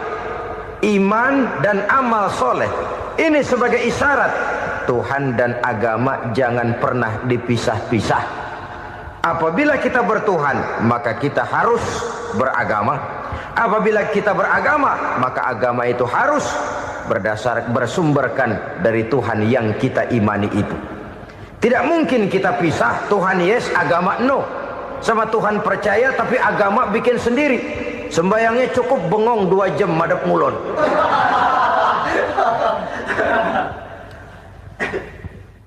Saudara-saudara kaum muslimin rahimakumullah. Jadi dengan demikian, agama yang kita akui merupakan unsur mutlak di dalam pembangunan sekarang ini, merupakan bagian dari kehidupan yang menuntun kita bahwa di balik alam nyata ini, di balik alam syahadah ini ada alam gaib. Dan mudabbir, murabbi, yang mengatur, yang menguasai, yang memelihara baik dia alam nyata, baik dia alam gaib, tidak lain adalah Allah Subhanahu wa ta'ala. Di sana ada satu super power, satu maha kekuatan yang kita perlu bersandar kepadanya. Sebagai makhluk nyata yang hidup di alam nyata, berbuatlah secara nyata sebagaimana harusnya kita berbuat. Karena Islam jelas bukan agamanya orang pemalas. Islam jelas bukan agamanya orang yang mengajarkan setelah selesai sholat boleh duduk, nggelenggem ayam-ayam, ndelohom, menghitung bintang di langit sambil menunggu keajaiban. Tidak. Islam adalah agama yang mengajarkan apabila sholat sudah selesai kamu kerjakan, bertebaranlah di permukaan bumi, cari karunia Tuhanmu. Jangan hidup berpangku tangan menunggu keajaiban. Karena hidup bukan undian. Jangan berharap untung besar tanpa mau peras keringat. Tapi di sebalik itu toh kita juga harus yakin bahwa di sisi usaha nyata yang kita lakukan ada satu super power, satu maha kekuatan gaib yang menentukan berhasil dan tidaknya usaha kita. Kepercayaan kepada hal semacam inilah yang mendorong kita untuk mempunyai sandaran vertikal, agar jikalau usaha ini berhasil, kita tidak lupa diri dan lupa daratan. Jikalau usaha ini gagal, kita tidak putus asa dan buruk sangka, tidak cupik pandangan dan sempit hati, tapi mampu melihat persoalan dengan kacamata putih sambil husnuzon kepada Allah Subhanahu wa ta'ala. Kita percaya malaikat itu ada. Ada yang namanya raqib dan atid, mengawasi gerak hidup kita sampai kepada gerak hati kita. Ini memberikan sugesti agar kita berhati-hati. Tidak sejengkal tanah pun kita bisa berlindung dari pengawasan raqib dan atid. Ada munkar nakir yang akan menyoal kita di alam kubur. Ada malaikat Malik, penjaga neraka. Ada malaikat Ridwan yang menjaga surga.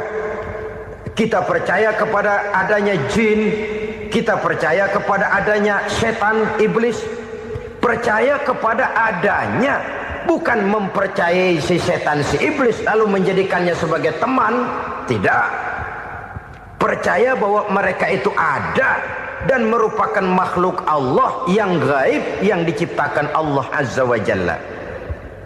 Kepercayaan kepada alam gaib memberikan motivasi terhadap gerak lahir manusia, sehingga dengan motivasi kepercayaan kepada yang gaib, gerak lahir jadi lebih terarah, jadi lebih terpelihara.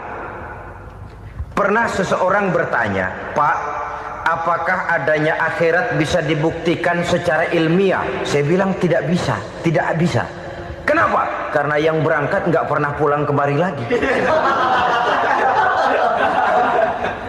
Kalau dia pulang kemari bisa kita tanya bagaimana enak di sono.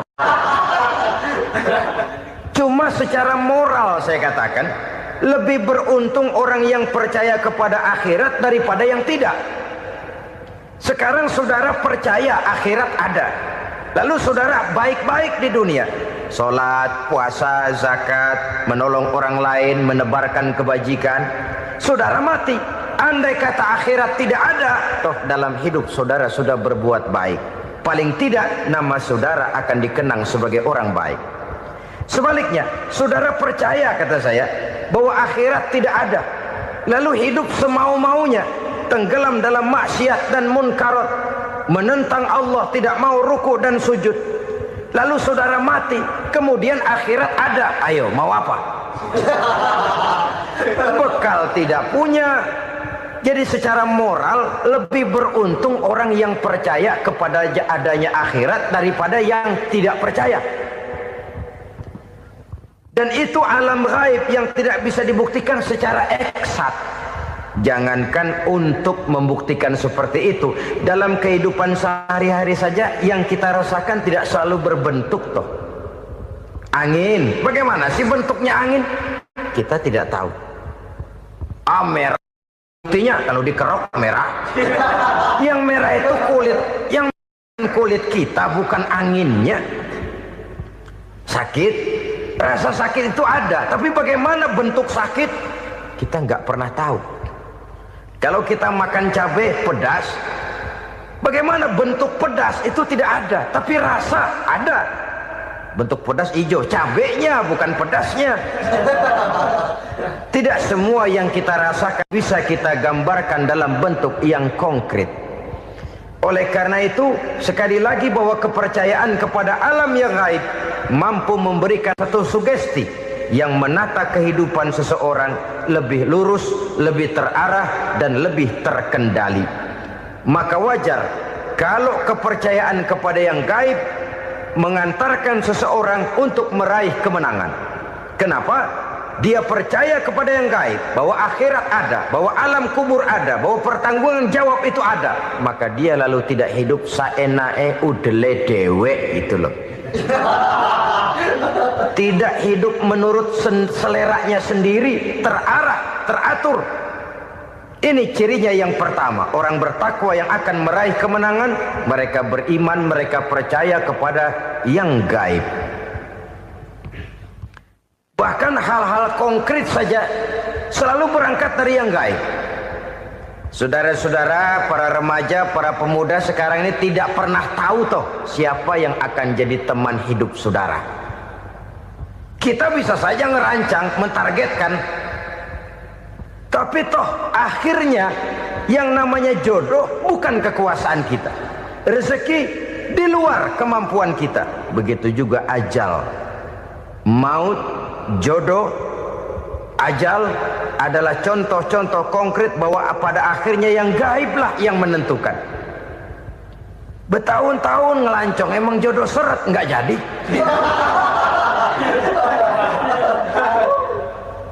Begitu kenal baru setengah malam nginep ditangkap hansip kan.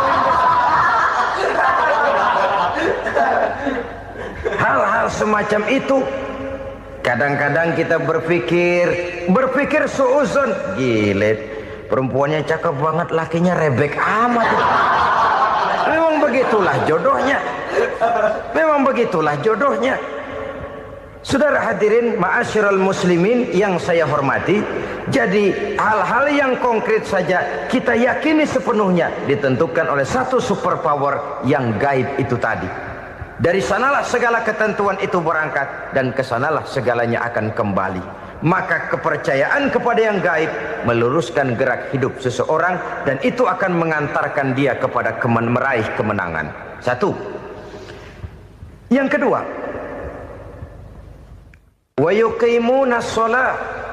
Orang bertakwa yang akan meraih kemenangan itu adalah orang-orang yang mendirikan sholat. Kenapa sholat mengantarkan orang untuk meraih kemenangan? Yang jelas, inna sholata tanha anil fahsya'i wal munkar. Sholat mampu mencegah manusia dari perbuatan keji dan munkar. Banyak filsafat hidup yang terkandung di dalam sholat ini. Sejak kita wudhu sampai kita menghadap ke arah kiblat, sampai kita melakukan gerak-gerak sholat, bacaan-bacaan yang ada di dalam sholat, lalu sampai kepada mengucapkan salam. Banyak filsafat hidup yang terkandung di dalam sholat. Umpamanya saja, setelah takbiratul ihram mulai kita dengan sholat dalam posisi berdiri, diajarkan dalam kitab-kitab fikih agar kita melihat ke arah tempat sujud. Ini kan filsafat kehidupan. Kalau kamu sholat dalam posisi berdiri, lihat tempat sujud. Jangan sholat mata jelalatan, sebab nanti bisa mengurangi kekhusyuan. Jadi wajar kalau yang dikatakan bahwa yang paling afdol adalah shaf yang di depan. Kenapa? Secara harfiah pengertiannya akan lebih mengundang kekhusyuan. Kenapa? Kalau kita di shaf paling depan, di masjid umpamanya paling banter kita lihat tembok. Tapi kalau kita shaf di tengah atau di belakang, orang-orang di depan kita pun akan kelihatan. Yang bajunya loreng, yang bajunya genggang, yang bajunya macam-macam. Kita lihat, kadang-kadang kita pikirin, ada yang bajunya bolong.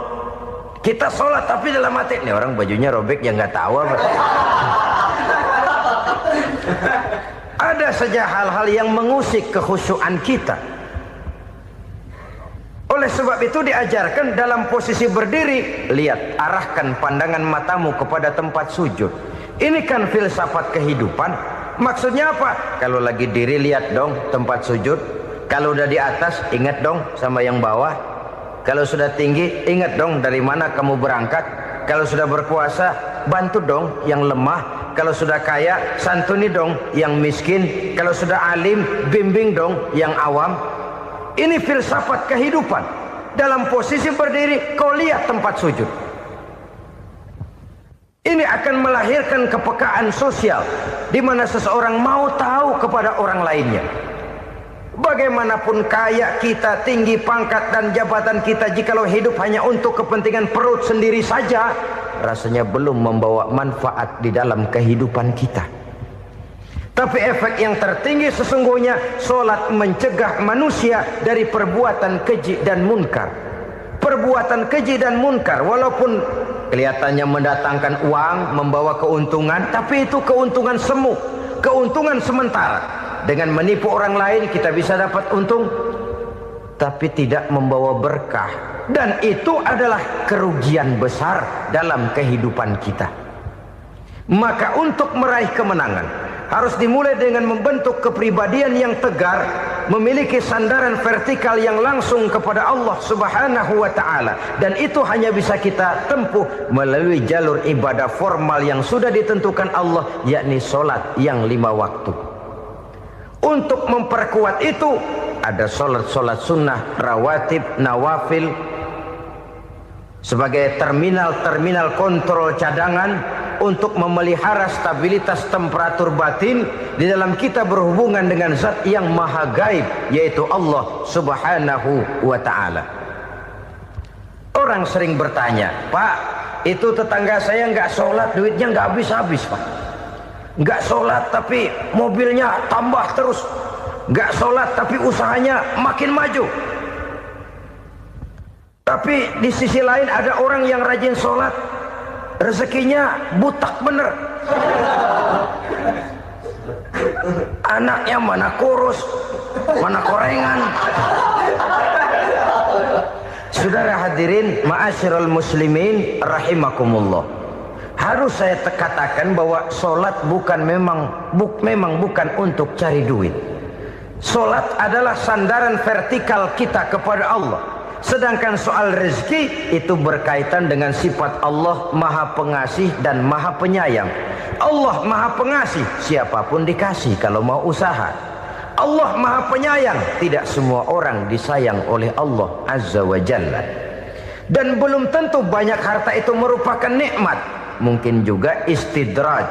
Artinya istidraj itu dikasih tapi diambulin, kalau bahasa Betawinya itu. Dikasih tapi diambulin, itu bukan merupakan nikmat sesungguhnya, lebih merupakan azab dari Allah Subhanahu wa ta'ala.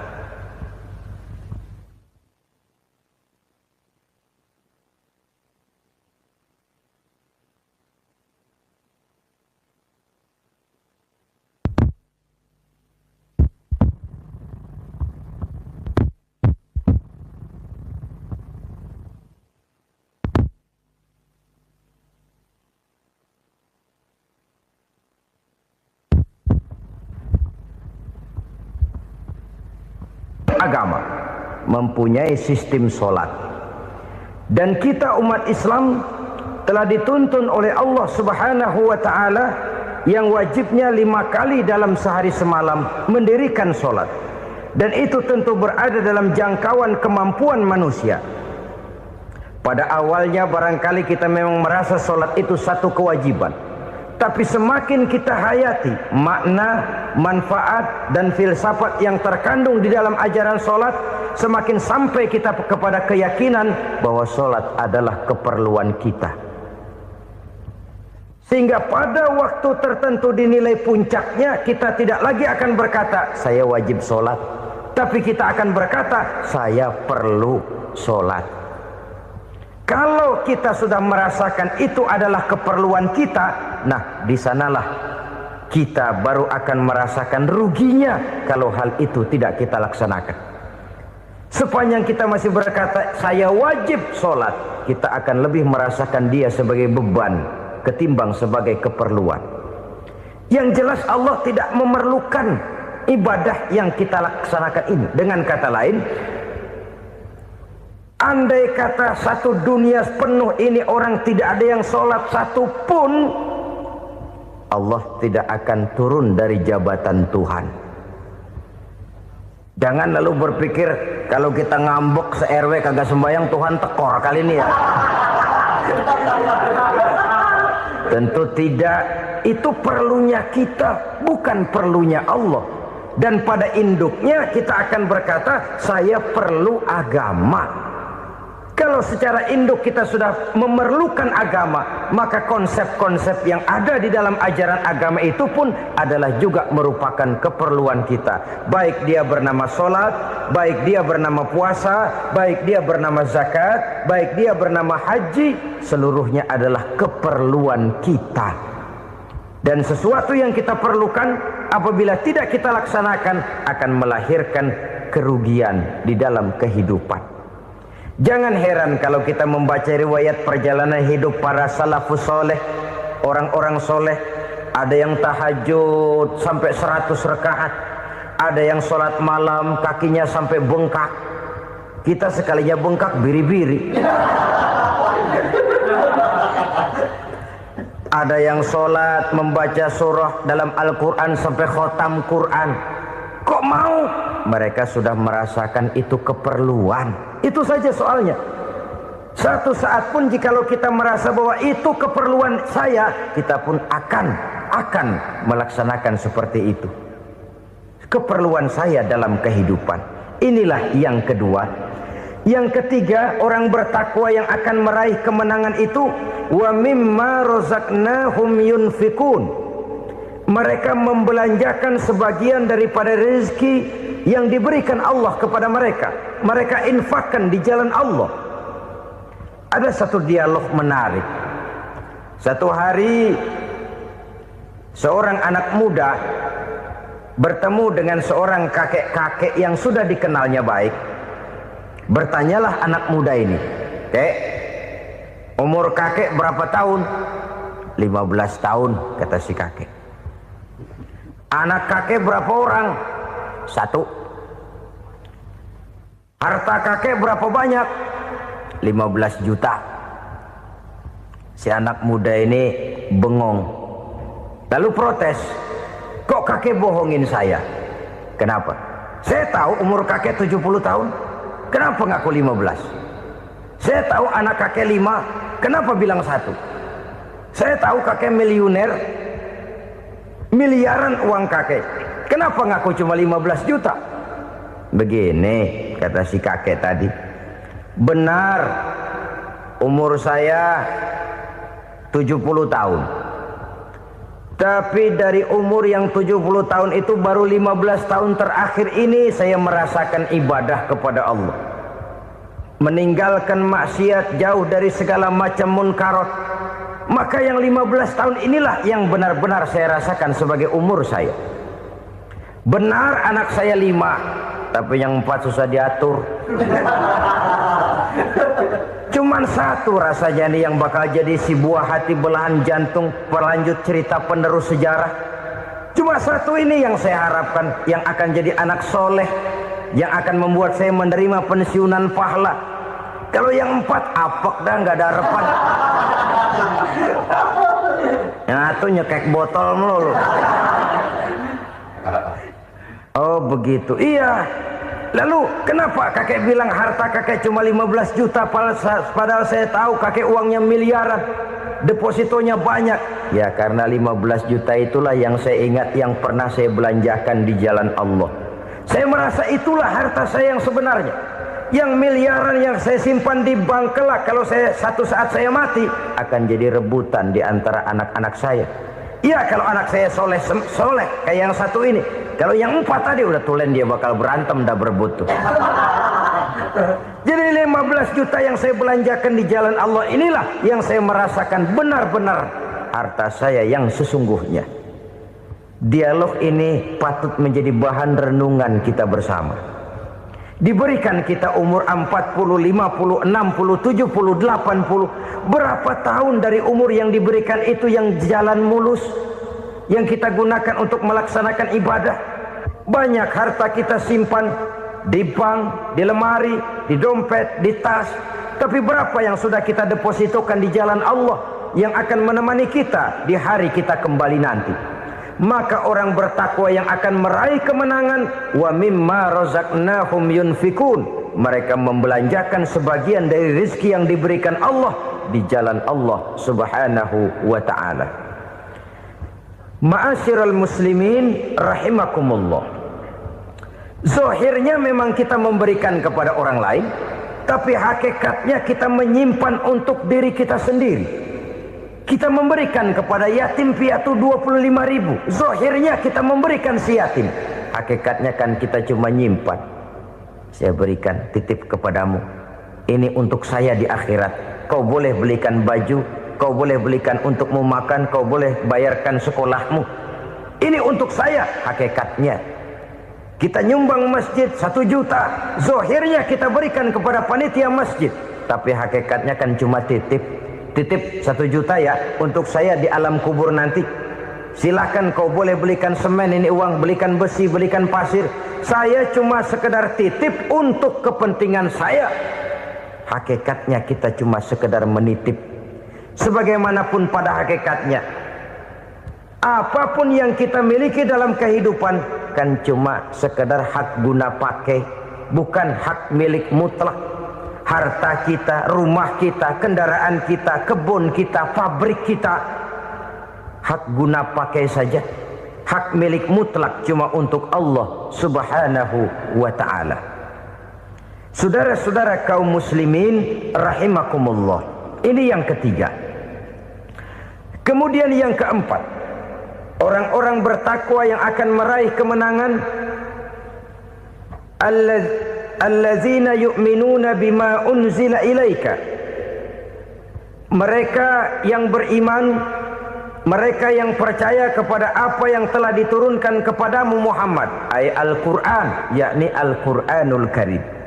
Setelah percaya kepada yang gaib, mendirikan solat, kemudian menginfakkan sebagian dari rezeki yang diberikan Allah, mereka juga lalu percaya kepada yang diturunkan terhadap Nabi, yaitu tidak lain Al-Quranul Karim. Sekali lagi di sini, percaya bukan hanya sekedar percaya saja, tetapi percaya lalu menjadikan Al-Quran itu sebagai pedoman hidup. Sebab memang Al-Quran itu adalah GBHM, garis-garis besar haluan muslim. Apa yang harus kita lakukan, apa yang harus tidak kita lakukan, bagaimana mestinya kita bertingkah laku dan berbuat, seluruhnya tercantum di dalam Al-Quranul Karim. Itu sebabnya ketika satu hari Aisyah ditanya bagaimana akhlak Rasul, beliau menjawab, kana Rasulullah sallallahu alaihi wasallam khuluquhul Quran. Akhlak daripada Rasulullah tidak lain adalah Al-Quran. Jawaban simpel ini memberikan gambaran bahwa keseluruhan daripada konsepsi Quran sudah diterjemahkan dalam kehidupan Rasulullah sallallahu alaihi wasallam.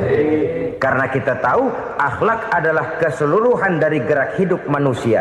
Sejak ia berpribadi, berumah tangga, bertetangga, bermasyarakat, sampai kepada berbangsa dan bernegara, Al-Quran tetap memberikan sentuhan nilainya. Oleh karenanya, orang-orang yang bertakwa adalah orang-orang yang menjadikan Al-Quran sebagai pedoman dalam kehidupannya.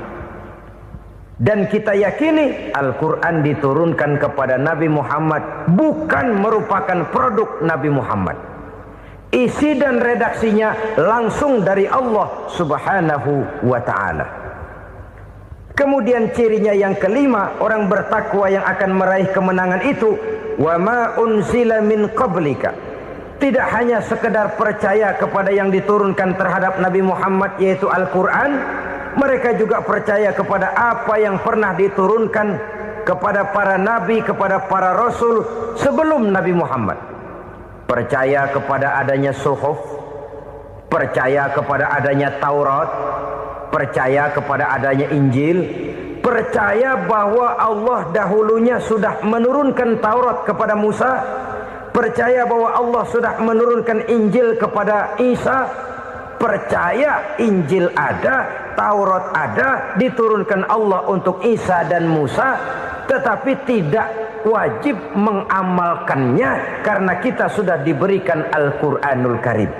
Ini yang perlu saya garis bawahi. Kita percaya Allah telah menurunkan Injil dahulu kepada Isa.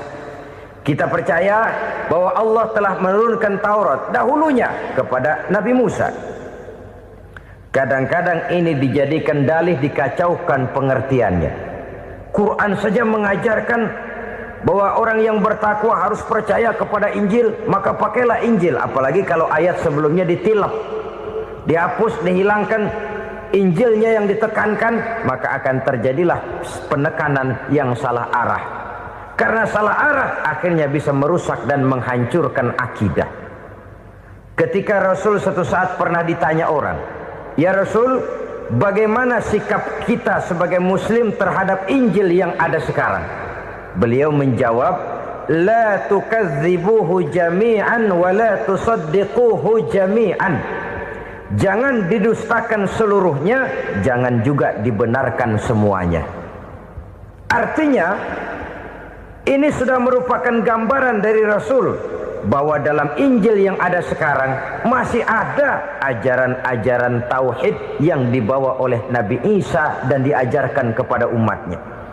Tapi juga dalam Injil yang sekarang ini sudah terkena intervensi dan investasi manusiawi. Karena itu Rasul menyimpulkan, la tukadzibuhu jami'an wa la tusaddiquhu jami'an. Jangan didustakan semua, jangan dibenarkan seluruhnya. Kita memang percaya Allah telah menurunkan Injil kepada Nabi Isa dulu, tapi kita tidak wajib mengamalkan Injil. Kita percaya Allah telah menurunkan Taurat kepada Nabi Musa, tapi kita tidak wajib mengamalkan kitab ajaran Taurat. Yang wajib kita percayai dan kita amalkan hanyalah Al-Quranul Karim. Kenapa? Oleh karena baik yang ada di dalam Taurat, baik yang ada di dalam Injil, tentu tercakup di dalam Al-Quran sebagai kitab terakhir yang diturunkan oleh Allah Subhanahu wa ta'ala. Dan itu wajar. Kalau seorang pejabat mau mengeluarkan satu keputusan baru, tentu dia harus meninjau keputusan-keputusan lama. Andai kata dianggap tidak berlaku, dianggap tidak relevan lagi, maka keputusan-keputusan lama itu tentu sudah dianggap tidak berlaku. Sebagian daripada aturan-aturan dalam keputusan lama yang masih dianggap relevan tercantum dalam keputusan baru yang wajib diamalkan. Begitulah hubungannya antara Al-Quran, Taurat, Zabur, dan Injil. 4 kitab samawi yang diturunkan Allah masing-masing kepada Zabur untuk Nabi Daud, Taurat untuk Nabi Musa, dan Injil untuk Nabi Isa alaihi wassalatu wassalam. Ketiga-tiga kitab itu kita percayai adanya. Kita yakini Allah telah menurunkan Zabur, Taurat, dan Injil. Tapi kita tidak wajib mengamalkannya. Yang wajib kita mengamalkannya sekarang ini tidak lain hanyalah Al-Quranul Karim saja.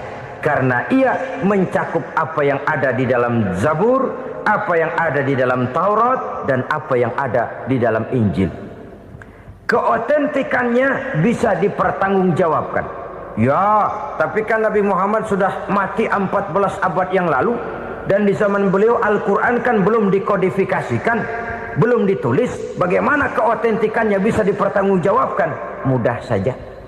Allah berjanji, inna nahnu nazzalna dzikra wa inna lahu lahafizun. Kami yang menurunkan Al-Quran dan kami yang akan menjaga dan memeliharanya. Allah turunkan Quran, Allah menjaganya. Bagaimana cara Allah menjaga Al-Quran itu? Banyaknya orang-orang yang hafaz Al-Quran. Hafaz Al-Quran 30 juz, 114 surah, 6.666 ayat.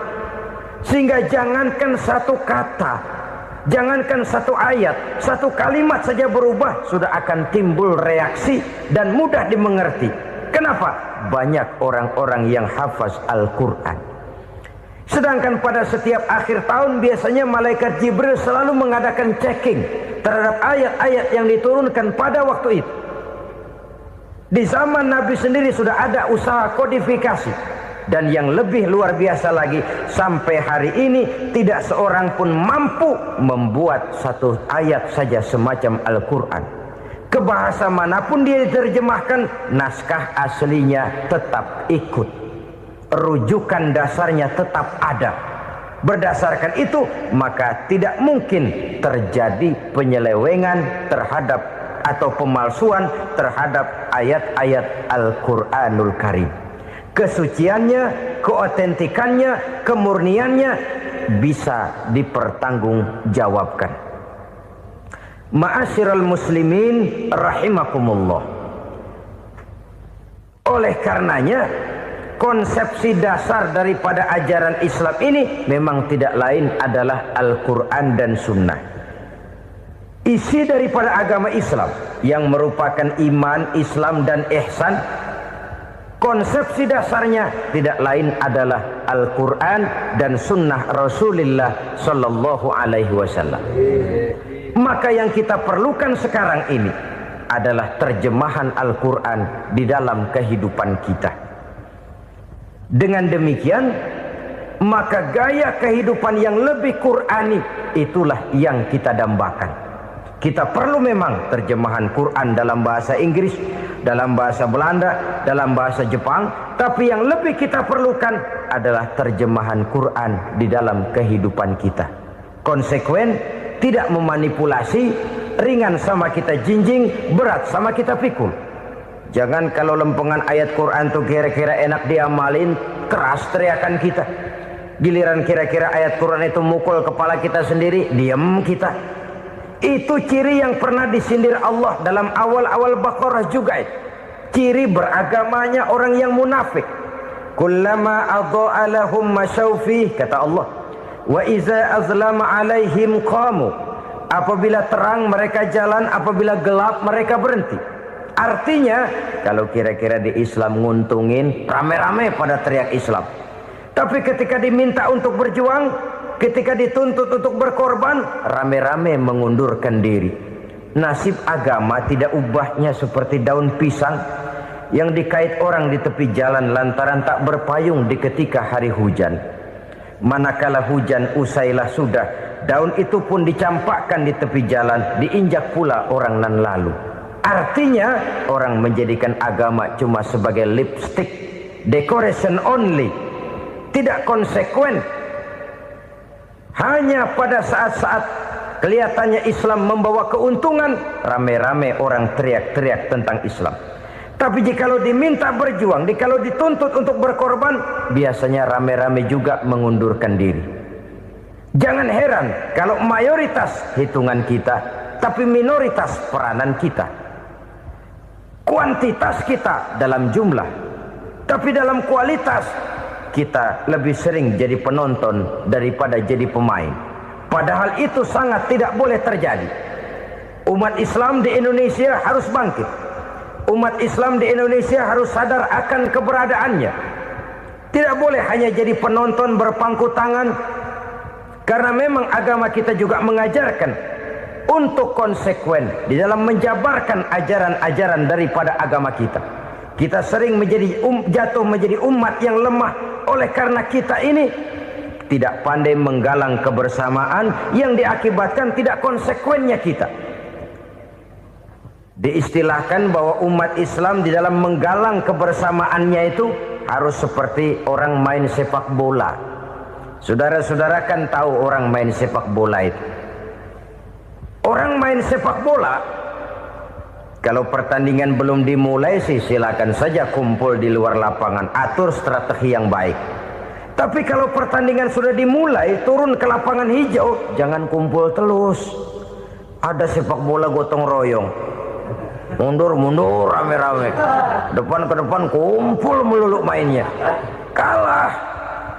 Orang main sepak bola itu ya harus ada penyerang tengah, harus ada penjaga gawang, harus ada strikernya, harus ada kiri luarnya, kanan dalamnya yang jadi backnya. Posisi boleh bermacam-macam, tapi yang penting saling ngoper untuk menggolkan gawang lawan. Begitulah umat Islam ini. Boleh ada yang jadi pejabat, boleh ada yang jadi pengusaha, boleh ada yang jadi petani, silakan ada yang jadi seniman, ada yang jadi penyair, ada yang jadi artis sekalipun. Tapi kalau sudah berhasil menguasai bola, jangan lupa operannya. Operan itu yang langka. Kita ini muslim kadang-kadang kalau sudah memegang menguasai bola, kalau belum mau mampus, belum mau ngoper. Nanti kalau sudah nggak punya bola, baru mau ngoper. Kalau sudah dengar-dengar mau dekat pensiun, baru mau jihad, baru mau berjuang, baru mau ngurus pesantren. Tanda tangan sudah tidak laku, memo sudah tidak dihargai, baru mau berjuang. Kemarin kemana mas? Kita tidak pandai memanfaatkan posisi. Dengan kata lain, kalau kembali kepada persoalan kita, konsekuensi kita terhadap agama yang kita anut ini belum ideal. Kita masih lebih sering berislam ini pada saat-saat yang menurut perhitungan kita membawa keuntungan. Tapi kalau diminta berjuang, dituntut berkorban, yang itu pun hakikatnya adalah untuk kepentingan kita juga. Allah tidak pernah menuntut kita untuk jihad bagi kepentingan Allah, itu tidak. Berjuang menegakkan agama Allah, apakah untuk kepentingan Allah? Tidak. Untuk kepentingan kita. Sebab nilai-nilai jihad itu pada akhirnya akan membawa kita kepada satu kebahagiaan. Setidaknya kalau tidak di dunia, tentu di akhirat sebagai syahid. Oleh karena itu, pada bagian akhir ini saya ingin mengajak, marilah kita konsekuen. Sekali kita berkitabkan Al-Quranul Karim, mari dia kita jadikan pedoman. Jangan cuma kita jadikan sebagai penghias dinding, pelengkap rumah, bahwa di rumah kita ada Al-Quran, tapi yang baca kecoa. Habis pada bolong tuh Quran. Yang penting kan punya Quran. Ditaruh di pintu rumah. Biar apa? Biar kuntilanak kagak masuk katanya.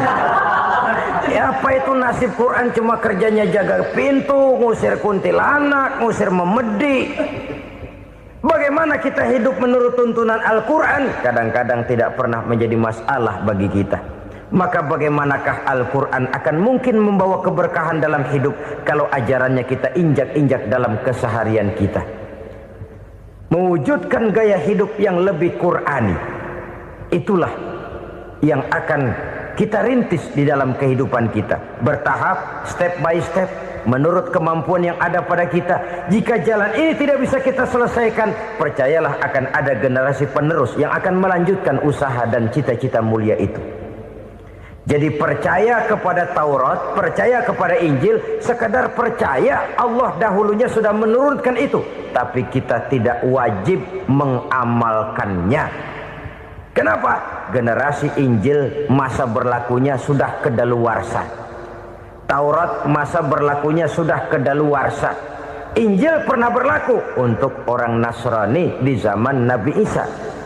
Taurat pernah berlaku untuk orang Yahudi di zaman Nabi Musa. Setelah generasinya berlalu, datang Rasul penutup yang membawa Al-Quranul Karim. Maka Al-Quran itulah yang berlaku menjadi pedoman sampai hari akhir nanti. Jangan jauh dari Al-Quran, karena apabila ini kita lakukan, maka kita akan kembali kepada satu gaya hidup yang jauh dari tuntunan agama, dan itu artinya kita akan semakin jauh untuk meraih kemenangan. Saudara-saudara kaum muslimin rahimakumullah. Yang keenam, yang terakhir, orang-orang bertakwa yang akan meraih kemenangan itu wabil akhirati hum yuqinun. Mereka percaya, mereka yakin seyakin-yakinnya akan adanya hari akhir, di mana seseorang akan mempertanggungjawabkan seluruh perbuatannya di dalam hidup ini. Dan tidak ada satu perbuatan yang bagaimana kecilnya sekalipun, yang tersembunyi dalam pandangan manusia, yang tidak akan dibukakan persoalannya di mahkamah Qadi Rabbul Jalil di akhirat nanti. Itulah sebabnya maka percaya kepada akhirat disebut secara khusus. Padahal di awal tadi sudah dijelaskan yu'minuna bil ghaib, percaya kepada alam gaib, dan alam gaib ini termasuk akhirat. Kenapa pada bagian akhir disebut lagi akhirat? Karena ternyata bahwa kepercayaan kepada adanya akhirat merupakan induk dari kepercayaan terhadap adanya malaikat, setan, jin, dan lain sebagainya, dan akan lebih memberikan sugesti dalam kehidupan manusia untuk meluruskan gerak hidupnya. Jikalau satu saat tergerak hati akan berbuat kejahatan, ingin mencuri, sadarlah, awas ada akhirat. Sebab kalau kita cuma teriak awas ada polisi, itu cuma tertunda sementara. Begitu polisi meleng, embat. Kalau kita ingin berbuat jahat cuma berteriak awas ada hansip, cuma sementara ketika hansip itu ada. Tapi kalau ceritanya awas ada akhirat, mau menyeleweng awas ada akhirat, mau berjudi awas ada akhirat, mau mencuri awas ada akhirat. Keyakinan yang akan meluruskan gerak hidup manusia sehingga gerak itu jadi lebih terarah dan terkontrol, tidak merugikan baik diri sendiri, lebih-lebih orang lain. Ternyata bahwa kepercayaan kepadanya adanya hari akhirat sanggup menjadi sumber daya kontrol dari kehidupan manusia, sehingga ia tidak terjebak dalam perbuatan maksiat dan munkarat. Saudara-saudara kaum muslimin, inilah saja yang kita bicarakan pada pertemuan kali ini. Semoga Allah subhanahu wa ta'ala memberikan kekuatan zahir dan batin kepada kita untuk dapat meraih kemenangan dengan beriman kepada yang gaib, mendirikan solat, membelanjakan sebagian dari rezeki yang diberikan Allah, percaya kepada Al-Quran, beriman kepada kitab-kitab yang diturunkan sebelum Al-Quran, lalu meyakini adanya hari akhirat. Terima kasih atas segala perhatian, mohon maaf atas segala kekurangan. usikum wa nafsi bitaqwallah. Wassalamu alaikum warahmatullahi wabarakatuh. Waalaikumsalam warahmatullahi wabarakatuh. Alhamdulillahirrabbilalamin. Itulah tadi tausiah yang sangat luar biasa yang disampaikan oleh guru kita almarhum Kiai Haji Zainuddin MZ. Tentunya banyak sekali hikmah dan manfaat yang bisa kita petik. Sahabat beriman yang dirahmati Allah, mari kita doakan guru kita, semoga beliau diampuni segala dosa-dosanya dan dilapangkan kuburnya. Amin ya rabbal alamin. Dan buat sahabatku semua yang sudah setia menonton video ini sampai selesai, saya ucapkan terima kasih banyak. Semoga Allah Subhanahu wa taala senantiasa selalu melimpahkan rahmat dan karunia-Nya kepada sahabatku semua. Selalu diberikan kesehatan, diberikan kemudahan dan dilancarkan rezekinya. Amin ya rabbal alamin.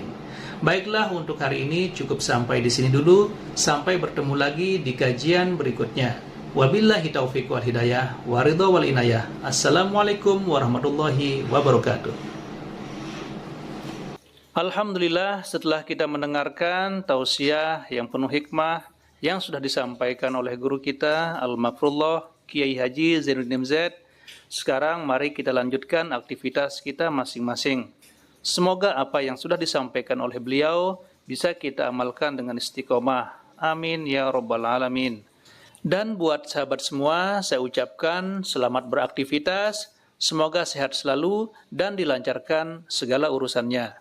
Sampai bertemu lagi di kajian-kajian berikutnya. Assalamualaikum warahmatullahi wabarakatuh.